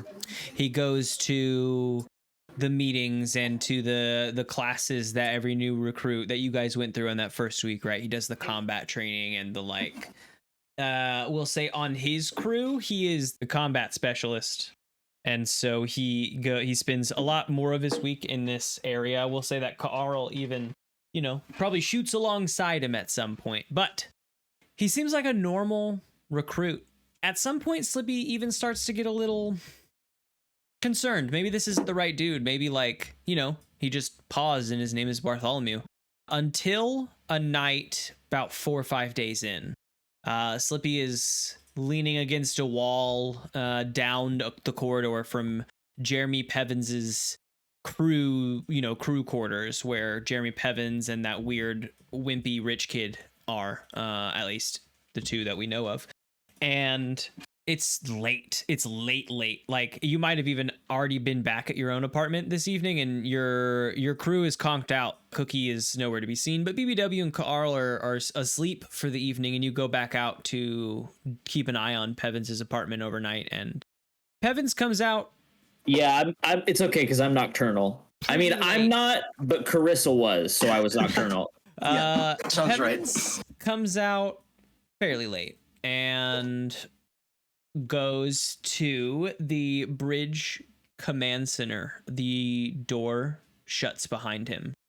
Do you? Okay, interesting. I don't feel like it's a good idea for me to try and break in on this conversation. So what I think I'm going to do instead is spend the rest of my week spreading rumors about how this guy is a kiss ass and how he's always sucking up to the captain. Yeah, so you see him go into there and you say like, oh, this isn't it. And you take off for the evening. You spend the rest of the week spreading those rumors. Spout lore. Spouting lore about this guy's fake ego, fake identity. Yeah, you followed him well. He went in there. You paired off. You got these rumors started. By the end of the week, you'll say that you probably even heard it in the lunchroom at some point. Like you're eating lunch and you hear a crew talking next to you. Did you hear that new? Did you use Jeremy's name or did you use Bartholomew's name? Bartholomew. Yeah. Did you hear that new Bartholomew guys? What did you say about him? He's a big kiss ass. He's a big always kiss he's ass? always blowing smoke up the captain's butt. He comes to sit with them at some point, and they say like, "Oh, we don't want to kiss ass sitting with us," and they get up and leave him alone. He kind of pouts into his lunch. However, at the end of this week, you all are going about your separate business, and a station-wide sort of, it's not an alert like a be alarmed alert, but it's more of like there will be a, I'm gonna call it an awards ceremony, but I don't exactly remember what it's called. You'll find out when we get there. There will be an award ceremony in the next hour in the best place for an award ceremony. In Food and O2 production. They said that they're setting up a little outside, seating area with a little stage, and if you're receiving awards, you'll get it beamed directly to you. And if you want to come and support anyone else getting awards, then there are more than enough seats. Oh, well, obviously we'll be getting awards. 4 of you separately receive messages as you're going about your daily stuff. I'll even say that Cookie sees them setting up not too far away from where you're kind of far away from where you're doing your stuff, but as you're like out and about collecting materials on this 7th day of the week, you even see them setting up for this award ceremony, and each of you receives a note that you are being commended at this awards ceremony. It immediately goes to Slippy's head. As a crew, do you folks dress up for it? Do you just go in what you're wearing? What's your... Slippy goes in his best studs. Which are probably not great. Carl's wearing a very nice dress because they don't make pants with enough legs for octopi. They're very inconvenient to put on at the very least. I'll wear 4 pairs of pants. What happens if I don't go? Probably a good idea. Yeah, that's what I was thinking. It's like the opposite of laying low. I'll accept your award. I'll accept your award for you. Yeah, tell them I'm doing important research. For the lower 60% of the station. We'll just leave it for the betterment of the station. You don't need to give them any clues as to what we're up to. Specifically the lower 60%. I mean, sorry, the upper 40% of the station. That's what the research is for. I'm sure you'll figure it out. It'll be fine. I watched the live stream though, for sure. I was gonna say either way you won't know. But I guess you will now. So, BBW, do you have any formal attire for this? I don't think so. Maybe I'll wear a hat. A hat. What kind of hat? Festive hat. A party hat. Party hat. Like one of those cones? Like the cone hats? Yeah. Colorful cone. Okay. Love it. The 3 of you show up. There is an empty seat next to you with Cookie's name. I sort of spread out into both of the chairs. This award ceremony is a rank award ceremony. They're calling here to commend, various folks that have been moving up in the ranks. There are a few commendations before you folks, the more major ones. Shaq has received a commendation and received the new rank of lieutenant. She was previously sergeant, so she has received a boost in ranking for one of her previous missions. There's a few other ones as well that you folks don't know. And then they are doing a ceremony to promote the various cadets that have earned their way up to specialists. And you 4 are called up to the stage. During this time, it would be BBW goes to the stage first, and you all have like a rank patch on your, your probably traditional military duds you might have been handed. They not necessarily that they fit all of you, right? You're probably given a basic one-size-fits-all that almost fits none of you. But it had a rank patch for a cadet on it. When they realize one by one that you're Slippy, are you wearing you're pretty much the only one that might be able to wear it. That's the best clothing I own, probably. Okay. So yeah. So when they realize that you folks aren't wearing this, Carl, have you brought your patch? I knowing that you don't fit into your stuff, have you reassociated any of that onto your garb or attire in any way? I probably haven't had time other than like maybe I've torn the patch off of the other thing and like I have it like resting somewhere, but it's not like sewn on or anything. Sure, That's sure. funny. They Got go it through safety and pinned to my shoulder. they remove your cadet patches and all give you specialist patches. And when they call up Cookie after Carl and Cookie isn't there, they give it to your team as a sort of an absentee award for Cookie. And then Slippy goes up and he's the only one on the team to wear his traditional garb, and they take the cadet patch off and ceremoniously place the specialist patch upon Slippy's shoulder, last on the team. Slippy is And weeping. there are a few other, teams to receive this note, but it seems, actually, I'm going to say there's one other team that came in at the same time as you guys that received this note. The other teams, after the time that you've spent here, have been here a little bit longer. You guys And they're not are as good. on the fast track, as it were. There's a little bit of a schmoozing cocktail hour afterward. Do you folks stay around to cocktail hour? Slippy will. Yeah, sure. Why not?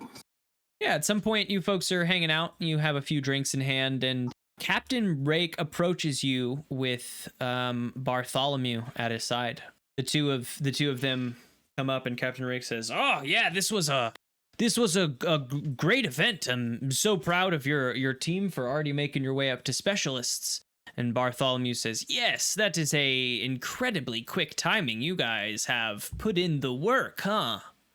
Yeah, we've been working really hard, Haven't been, just resting on our laurels and, having friends in high places, nothing like that. Nope. Just good, honest work from these folks. Captain Rake looks around and says, "I noticed that Cookie wasn't here to accept rewards. Is everything okay with her?" He looks a little nervous. Yeah, Cookie's just real busy. Cookie's working on the betterment of society and the station, doing a lot of research. Bartholomew says, "Well, I'm certain that I must give her commendation, I guess, in person. I'll make sure to stop by and tell her congratulations for making her way up as well." Oh, yeah. Do you think that's going to be the next person that you see?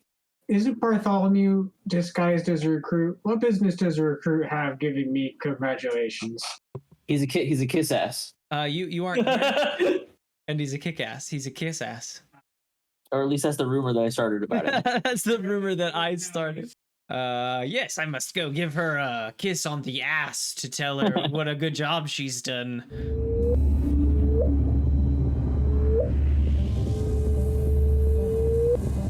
There is a few more days of passive training and preparing, and I would say that on Cookie's end, by the end of this, period of time, you've woken up today and you've gone back to the lab with Old Lady Weathers. You two are looking over this sort of sunken pit that you have uncovered for the day, and it has The mushroom pit. mosses growing in it, and you two are checking. It is the early stages of moss growth on the top, but the readings seem to read that you have done a successful blending of these two, and so this moss theoretically should be heat resistant for you as it grows. She says that it will need a little bit of time to, continue its growth before we are able to test the shrooms in it, but I think this is a great start. I certainly agree. When can we expect to have our first crop of mushrooms laid down on it?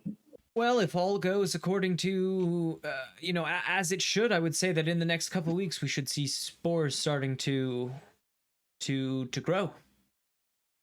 And have we tested how heat resistant this moss actually is? Not entirely. What is your thought? Well, either we could try and secure a flamethrower or an aerosol can or something and just try and set it on fire, or we could take a strip over it and set it on top of our latest crop of hybrid shrooms and just see if it slows the melting any, or if it catches fire when they when they get too hot. Can it resist their heat? I think that's a fine idea. I think I have a few that should, within the next couple days, be reaching that point of melting. We can attempt to insulate them. And as you two are talking, the door to the lab opens up, and in strolls a tall, black-clad human. And he's instantly friendly with you because I've already touched it with my poison. Did you do that poison thing? I mean, I've been following him this week, so I mean, if I see that he's heading towards this, I might try to touch him with the poison. Yeah, I mean, you see he's heading towards the lab. If you're still, you're still following him towards after that award ceremony. Yeah.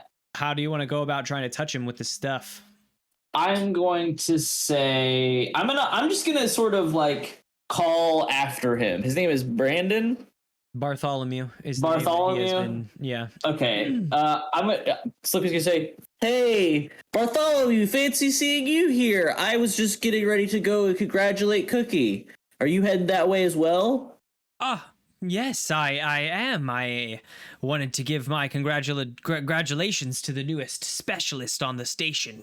That's fucking sick, dude. Let's go do that with each other. And then Slippy offers the Predator handshake. The two big buff arms that just... I don't see why he wouldn't. Yeah, there's a big schmear on my hand. I'm immune to it because that's one of my things. So he touches it and he locks eye contact with you and he says, "Hell yeah. It's nice to meet a new friend on this station." Hell yeah, brother. Now don't look at me while we go and he's staring at you. He's eye contact locked with you. Well, yeah, it's the next creature that he sees. It's not the creature that he's currently seeing. It's the next creature that he sees. Fair enough. Fair enough. Okay, so the door opens up, and in walks, I guess, this tall, black-clad Bartholomew. And Slippy. Slippy into the room. And he starts off with, "I hear congratulations are in order," and begins clapping annoyingly, obnoxiously. I'm not going to acknowledge his presence. But he's so very friendly to you. No, he's not. He's being loud. He's about to be in the room. Don't worry, he's about to be. Well, Cookie, friend, have you heard the good news? Cookie, this is your trusted ally, and he's here to congratulate you on your new rank, which we all got. Here you go. That was what happened at the award ceremony. Here's your patch. And then I do a friendship cant to you, and I say, he's under the same poison as the old lady. I'm just poisoning everybody. I say, it is a pleasure to meet you, and thank you very much, Slippy.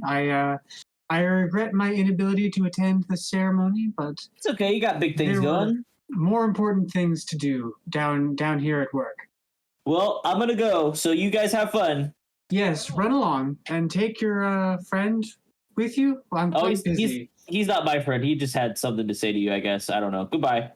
I was just a little curious. You and Old Lady Weather seem to be doing quite a lot of work down here. What is it that the two of you are up to? Classified. I'm afraid that's a private project that's been requisitioned by Captain Rake. You'll have to get his clearance for us to discuss it. Give me parlay. Roll plus charisma. Are you sure he wouldn't just respect the wishes of his trusted ally? Yes. Fair enough.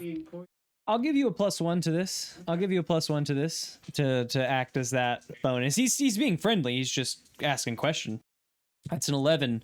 He fucks off. I will be sure to ask him just such a thing. I find myself rather interested in the schools of science and technology. So maybe if I'm able to provide a hand once I'm led into the classification, I will might find myself down here working alongside you. I will leave the two of you to it then. I trust your work is important. Thank you. Indeed. And he leaves. Old Lady Weathers looks up and says, "Okay, well, back to it then." And right whenever he comes outside, Slippy is there, and he's like, "Hey, do you want to go to the club?" Club. You know, a little That's really hard for me to do though because I'm like a frog. So it's like Slippy has the eggs though, right? I do have the eggs. Okay, cool. This is the time. Oh yes, because when you got back to the station, you splurted out some new eggs for Slippy. Okay. You comes out and you guys are gonna go to the club. I guess. All right, we need to come up with a club. Space Club.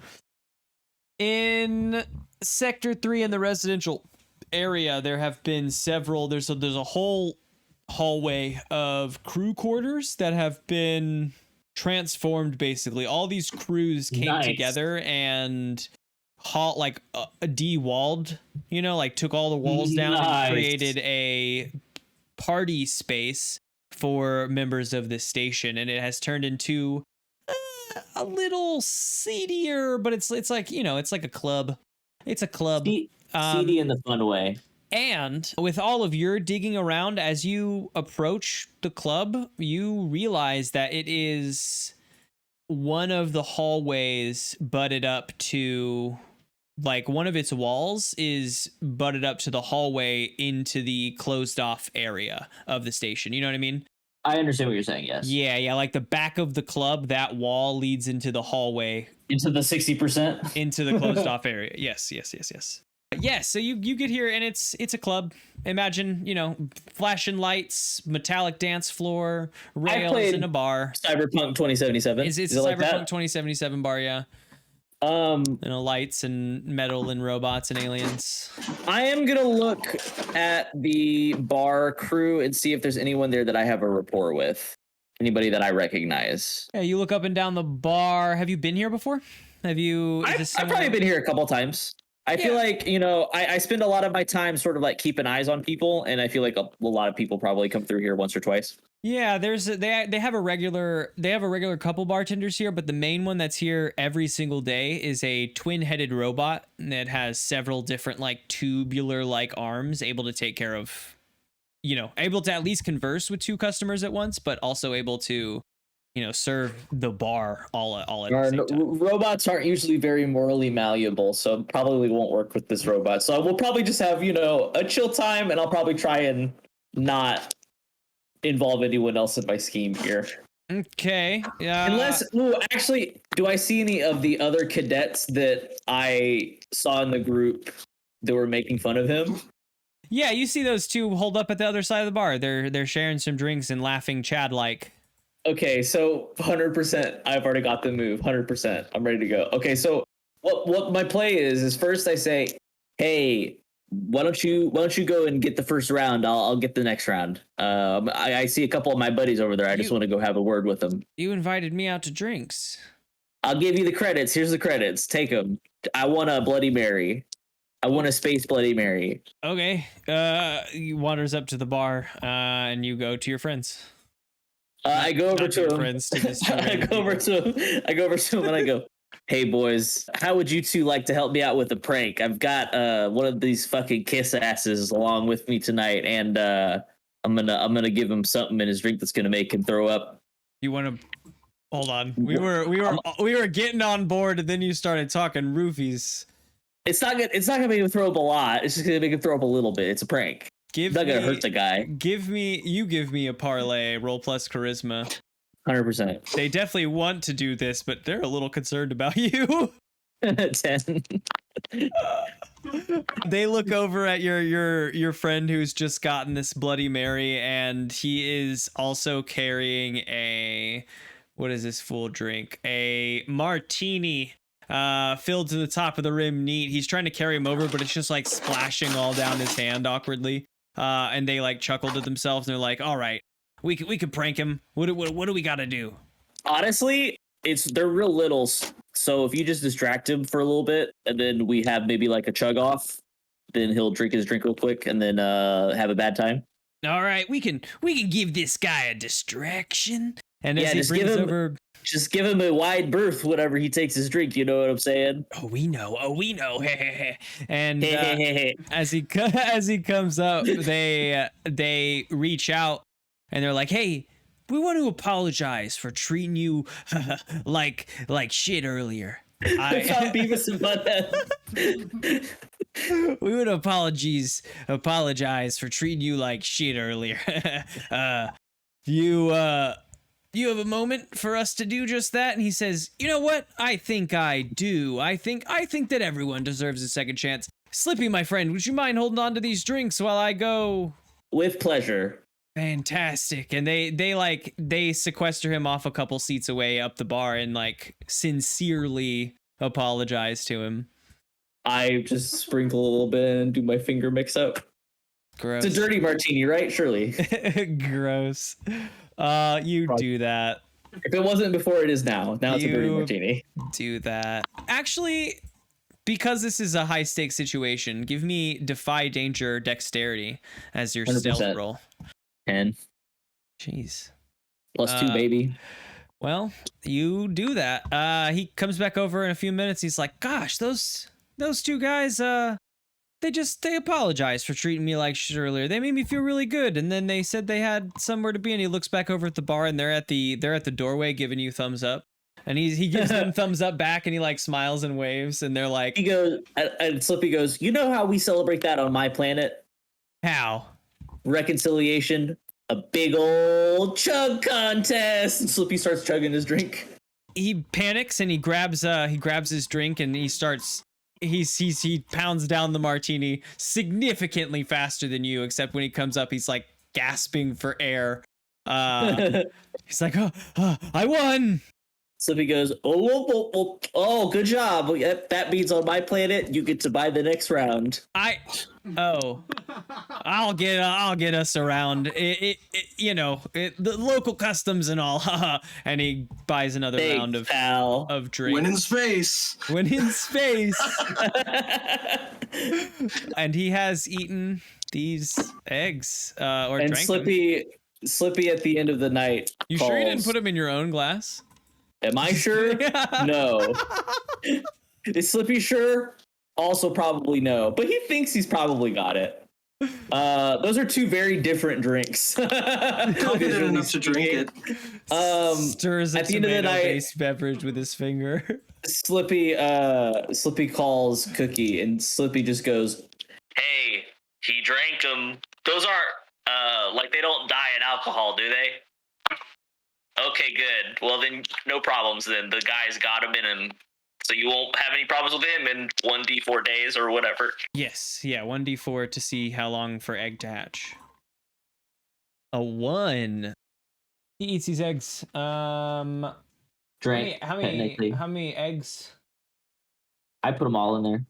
And the man's ate 2 eggs, and I fed him to the guy that we think is the guy who may or may not be the guy. In a day. At the very least, we have an infected person. Yeah, either way, that's progress, I think. The following morning, you 4 are summoned to the Bridge Command Center. Captain Brake is behind his, desk of jobs, and he has... As you folks get situated here in the bridge, he presents you with 3 files. Ooh. And he tells you, we've got new missions for you folks. It's about time to head out on another mission. And this is what we've got in store. You'll notice that the pay is a bit higher as suits your new rank, but you'll also notice that the requirements may require a bit more from your group. We're trusting you now to uphold our image and introduce it to new communities. And the 3 files in front of you, one is labeled Verdansk, and the quick read reads that it is a forested planet, very minimal to 0 technology. Like the technology percentage on the planet is the lowest it can be without being 0. You get a sense that they don't even have 1 robot. Not super welcome here. The pay for the Verdansk mission is 100 credits per person. Whoa. But That's there is a 2 label. ship tokens per person. There is a label at the bottom that states that no technology will be allowed in save for biotech, such as like a robot is allowed in with limiters, and if you have like a machine heart, it's allowed in, but you're not allowed to bring in your guns. You're not allowed to bring in, like, you're going to be dropped in planet side from a special station, so this will be a harder mission, you are warned. There is a protection mission. A very high-end gambler has had threats against his life, and he is attending a big horse race at a planetary coliseum just called the Racetrack. It is a huge coliseum, bigger than just this racetrack, as well as like gambling casinos. This is like Casino Planet, basically. So protection of a high value asset on Casino Planet while he attends his race. That one will pay 50 credits per person. Captain Rake, he hands you those 2 files and you're looking through them, and then he hands you another one. This one seems cobbled together. Less official, certainly. And he says, and this one's a bit special, I'll say. We had these 2 missions here for you folks, but this third one is, I would say, almost entirely thanks to you folks. We got those readouts from that massive chunk of Delta 8 that you sent back after your first mission, and few folks are able to find out where that's gone and bring that back. You want us to go and find you Delta 8 as a quest? That chunk of Delta 8, not just bring back some Delta, that was like the biggest chunk of Delta 8. So if you are able to follow that readout that you gave us and track it down, granted, this one's not a mission I'm sure that for sure can be done. This one's just, we talked with the captain and she's very interested in this chunk. It may end up in a waste of time. If you come back empty-handed, you will of course be paid, but a lesser amount. Your base pay, you'll be paid 15 if you return without it. But he says if you return with it, the station is able to offer you as high as 60 credits per person. Slippy is kind of feeling casino mission personally. Thinking the same thing. Slippy kind of loves that idea. Sounds fun. Fucking Oceans for this motherfucker. Yeah, I just took the best trait for that situation, I feel like. Yeah, casino sounds like a good time. And when things inevitably go wrong, I just took the best trait for shooting everybody that we need to shoot. I love that. I love that you're ready to shoot. Casino mission it is, he says, and he takes the Captain, we choose casino mission. The files back. He gives you a brief rundown of this mission. He says you are to meet your target in the docking bay of the Racetrack Casino Planet. They will give you all of the information. We know that this pay is coming directly from them at the end of the mission. So don't leave without getting paid. Got it. Leave without getting paid. Generally, we don't like to run where customers pay themselves, but in this case, we thought that, those working, if able to successfully deal with the mission, might be able to garner a bit more money with how high profile this target is. So with that, it seems that the race will be occurring in 2 weeks, and it will be about a week of travel. So whenever you folks are ready to take off, you are given the go-ahead. Okay. Is there any ship or personal stuff you folks want to buy or purchase or do before you go out on this mission? Slippy doesn't have anything. Slippy's Gucci. Double check. There was something I was looking at.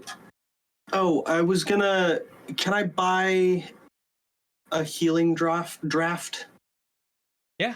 Just, given someone fucking died in front of my eyes on the last mission, I'm kind of I feel like I should buy health for my team.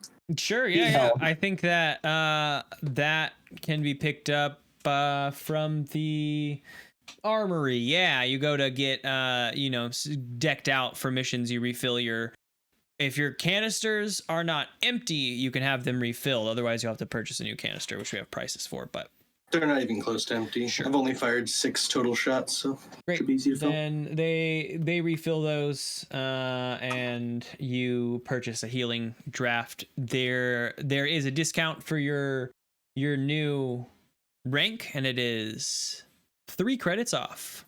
Wow. Nice. 3 whole Yay. credits. Everything's 2 wow, credits cheaper. Slippy says out The loud. ship tokens are 5 credits cheaper, so they're 45. Oh, per okay. person. Hold on. Now we're talking.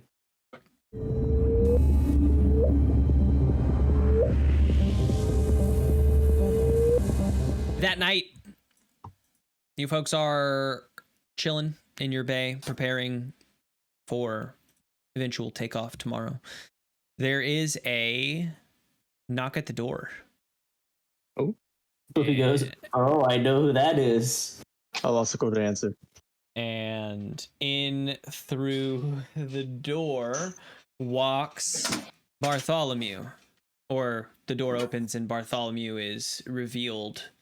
His head is like twisting around and looking in all sorts of different directions, almost like sporadically. Slippy's going, yeah. And he almost scuttles in the door.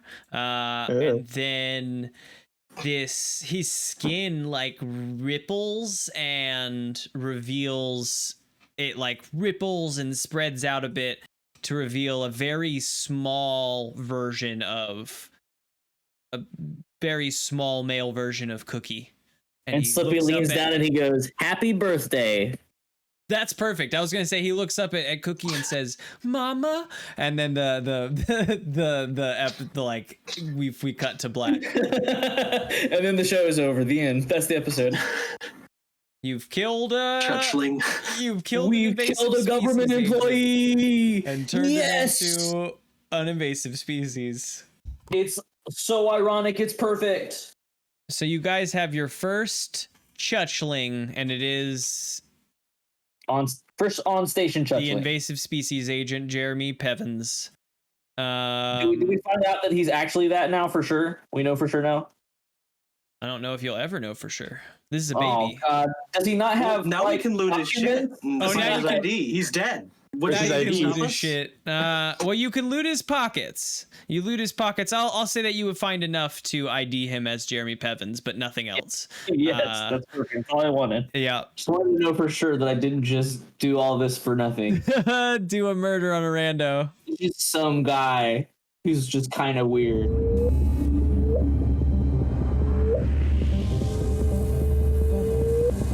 All right. So for end of session such and such, when you reach the end of the session, choose one of your bonds that you feel is resolved or advanceable. And you want to have a bond that they feel can progress. Yeah, I mean, this is the full fruition of the con that Cookie and I have running, so I'm going to go ahead and call that one. I would say so. I would agree with that entirely. I think it might have started off in a different place, but also like you've learned new things and it has developed.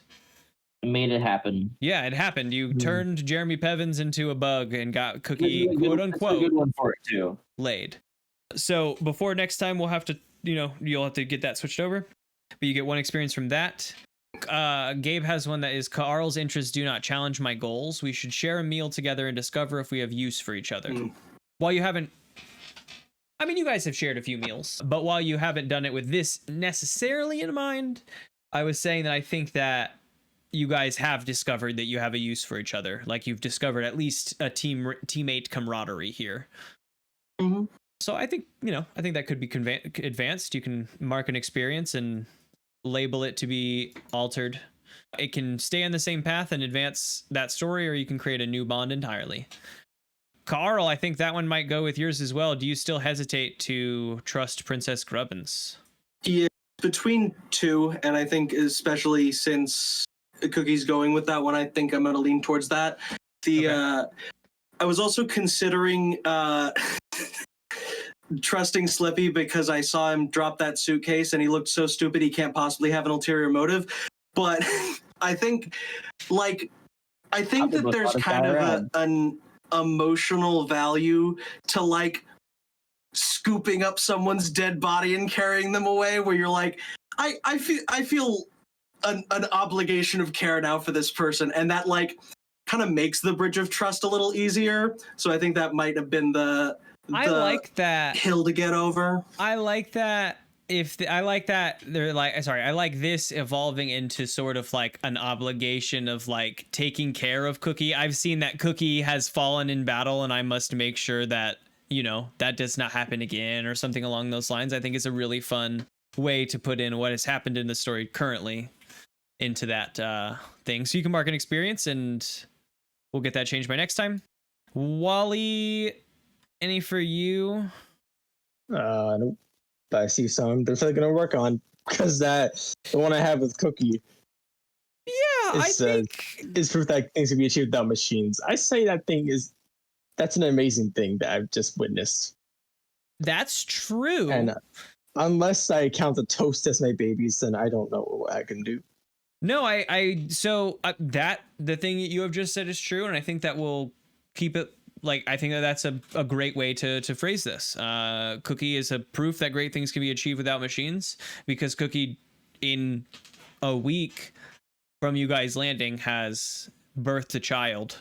With Slippy's help. With Slippy's help, yes. But Cookie has created a basically a minion in this amount of time without any machines at all, except for the machine known as Slippy. Slippitron. So yeah, I mean, I think that you could probably mark an experience for that as well. You'll have to change this. It doesn't have to involve Cookie.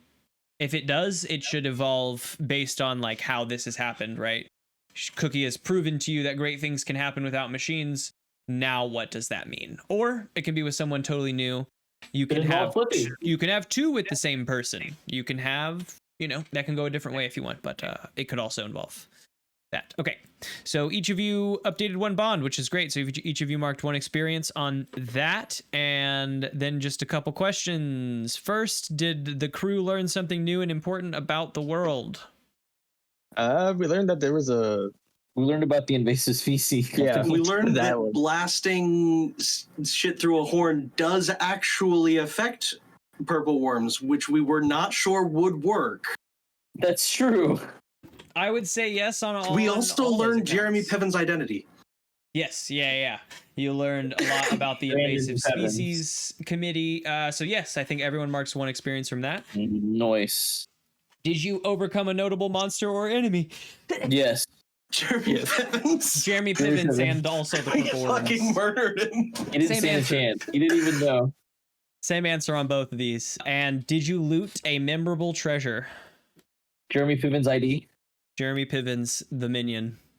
I don't know that you looted a memorable treasure. We just brought back the magma, which wasn't really for us, so. Yeah, that was like the traditional bring back. The captain thought it was notable. He promoted us. Fucking But it's fine if you don't think it was DM. huge. No. I'm one away from next level already. 3 marker experience for all 3 of those. You will mark a total of this in session as 3 experience. 1 everyone got for bonds, and then those first 2 questions. I don't think that you And I guys think you looted failed a memorable roll, treasure. BBW. You did So fail a make roll you also during get this. that one. Oh, then okay, I'm updated then. So everyone levels up before this next mission, right? Oh yeah, already done did it. Yeah. Fuck yeah. What stat did you upgrade, Slippy? Oh, you get to upgrade a stat too. You get 1 stat point. So like if it's a 15, you turn it to 16 rather than not like +1 +2, but you would change it from 15 to 16. If that changes it, yes, then great. You get 1 stat point in any stat you want. And wait, is it D&D rules for the pluses? no, Not the pluses quite. are a It's touch slightly off. Yeah, they're a little skewed because you can't. When go do I higher get than +2? Plus 2 is at 16 to 17. 16, Oh, okay. 17. I have it tabbed up. Yep. Appreciate that. When do you get +1? Is that 13? 13 to 15. Okay, I can make my health go up. I'll probably do that. I'll probably go with Constitution. Okay, I like that. What's your ability? What's your new ability? I'm never surprised. I can always act first. Oh, you're just shoot first. Never caught by surprise when an enemy would get the drop on you. You get to act first instead. They don't instead. They just don't. I like that. This one, I love that. All right, Psych. Carl. I've outsmarted your outsmarting. What stat did you increase? I added 1 strength because I keep trying to break shit, and I had a +0 to strength, and now I've got a +1. Okay, perfect. And I took Itchy Trigger Finger, which means when I use volley, before I roll, I can spend as many extra ammo as I want, and that is the number of extra people I can target, and the same damage applies to all of them. Oh Damn. my god. That's insane. Oh my god, that is insane. Oh yeah. Hi, I shoot everyone. Oh, I like how you've leveled these out so you know like what you want at what level. Yeah. That's fun. I like that. Okay, neat. Itchy Trigger Finger is pretty powerful. Wally, what stat are you increasing? Definitely intelligence. Smart. Bring that up to 17. You're almost to 18 with that. That's good. Yeah. And then what ability are you taking at level 2? So is this? I just take one of the advanced moves, or what Yes, kind of? one of the advanced moves. And I think for No. you, while you're looking at that, let me look at something else real quick. Whenever you gain a level, you gain a new operation of your level or lower. So you'll get one of these moves in advanced moves 2 to 5, and you'll also, if you scroll down to your spells, get basically it'll be another first level operation because you just turned level 2 and your next set is at level 3. So you'll get another first level operation on top of. Now I can toast instead of just burning it. Double toast, make it crispy. We taking the mending then for sure. That makes sense. That And makes sense. I'm not sure what I'm gonna take. Yeah, I think experience mechanic looks electromagnetic detection looks really good. When you have your instruments around, you know if there are any machines within sight or hidden and where they are.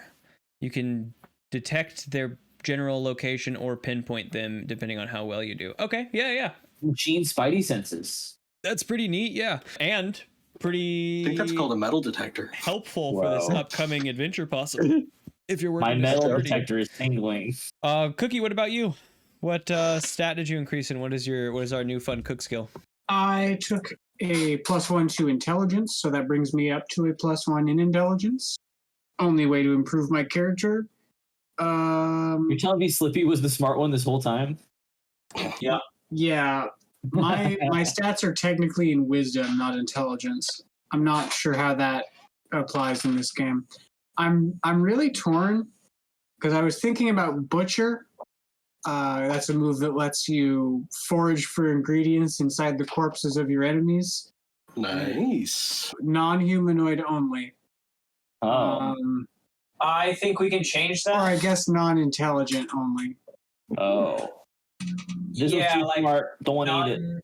I think that seems to imply that you have a moral compass opposed to that. I don't feel like you do. I'm Nope. Maybe a little bit. Seems to. So there's that, which is fun and useful. The other option is a move called No Stone Unturned, which when I get a 10+ on my forage rolls, which I often seem to, I can choose to get a D6 portions of a secret ingredient instead of my normal haul. Whoa. I don't get any control over. It's sort of like the opposite of Test Kitchen. I have no control over what this ingredient is, and my character does not know what it does. I have to prepare it and then watch someone eat it before I find out what the ingredient does. But it is a secret ingredient, so it does do something special. I like that one. How exciting. For Butcher, for you, I would say nothing from an insectoid race. Like, That's ant or fine. wasp. As an American, I don't really know how to cook bugs anyways, so. True. Yeah, okay. Yeah. Or robots. But you can't eat robots anyway. I can try. No bugs or things that are inedible. All right. Yeah. I might have to circle back to Butcher. I think for now, No Stone Unturned sounds like a hoot because I like that a lot. option for a secret ingredient, a mystery Secret ingredient does sound mystery pretty secret fun. ingredient, and I get a D6 of them. So it could be more. It's potential for a bunch of secret ingredients. If I get a 5 or a 6, it's potential for more things than if I had stuck with the other things. So it's some fun gambling. I think I am going to go with No Stone Unturned. I like No Stone Unturned. I like all of these. I like that everyone is leveled up and everyone is prepared for this next adventure. There's no health increases with levels. It's just that sort of stat. So whoever got the constitution, I think, except for Slippy gets the health increase of an extra point there. But in the interim, you folks, we're heading towards a populated casino planet. You guys will have options of gambling. There will be horse races that you will be attending, most specifically to guard this dude. But that there will be those kinds of things. You can imagine an adventure of gambling. So if in the interim, if you peek through the shop and there's anything you want to buy, we can redo that when we come back after you've had time to like think about stuff you may want to assess before we take off on our next adventure towards Casino Planet. I will say the one I have least worked on of the three presented. So I'm excited to do all that work. All right.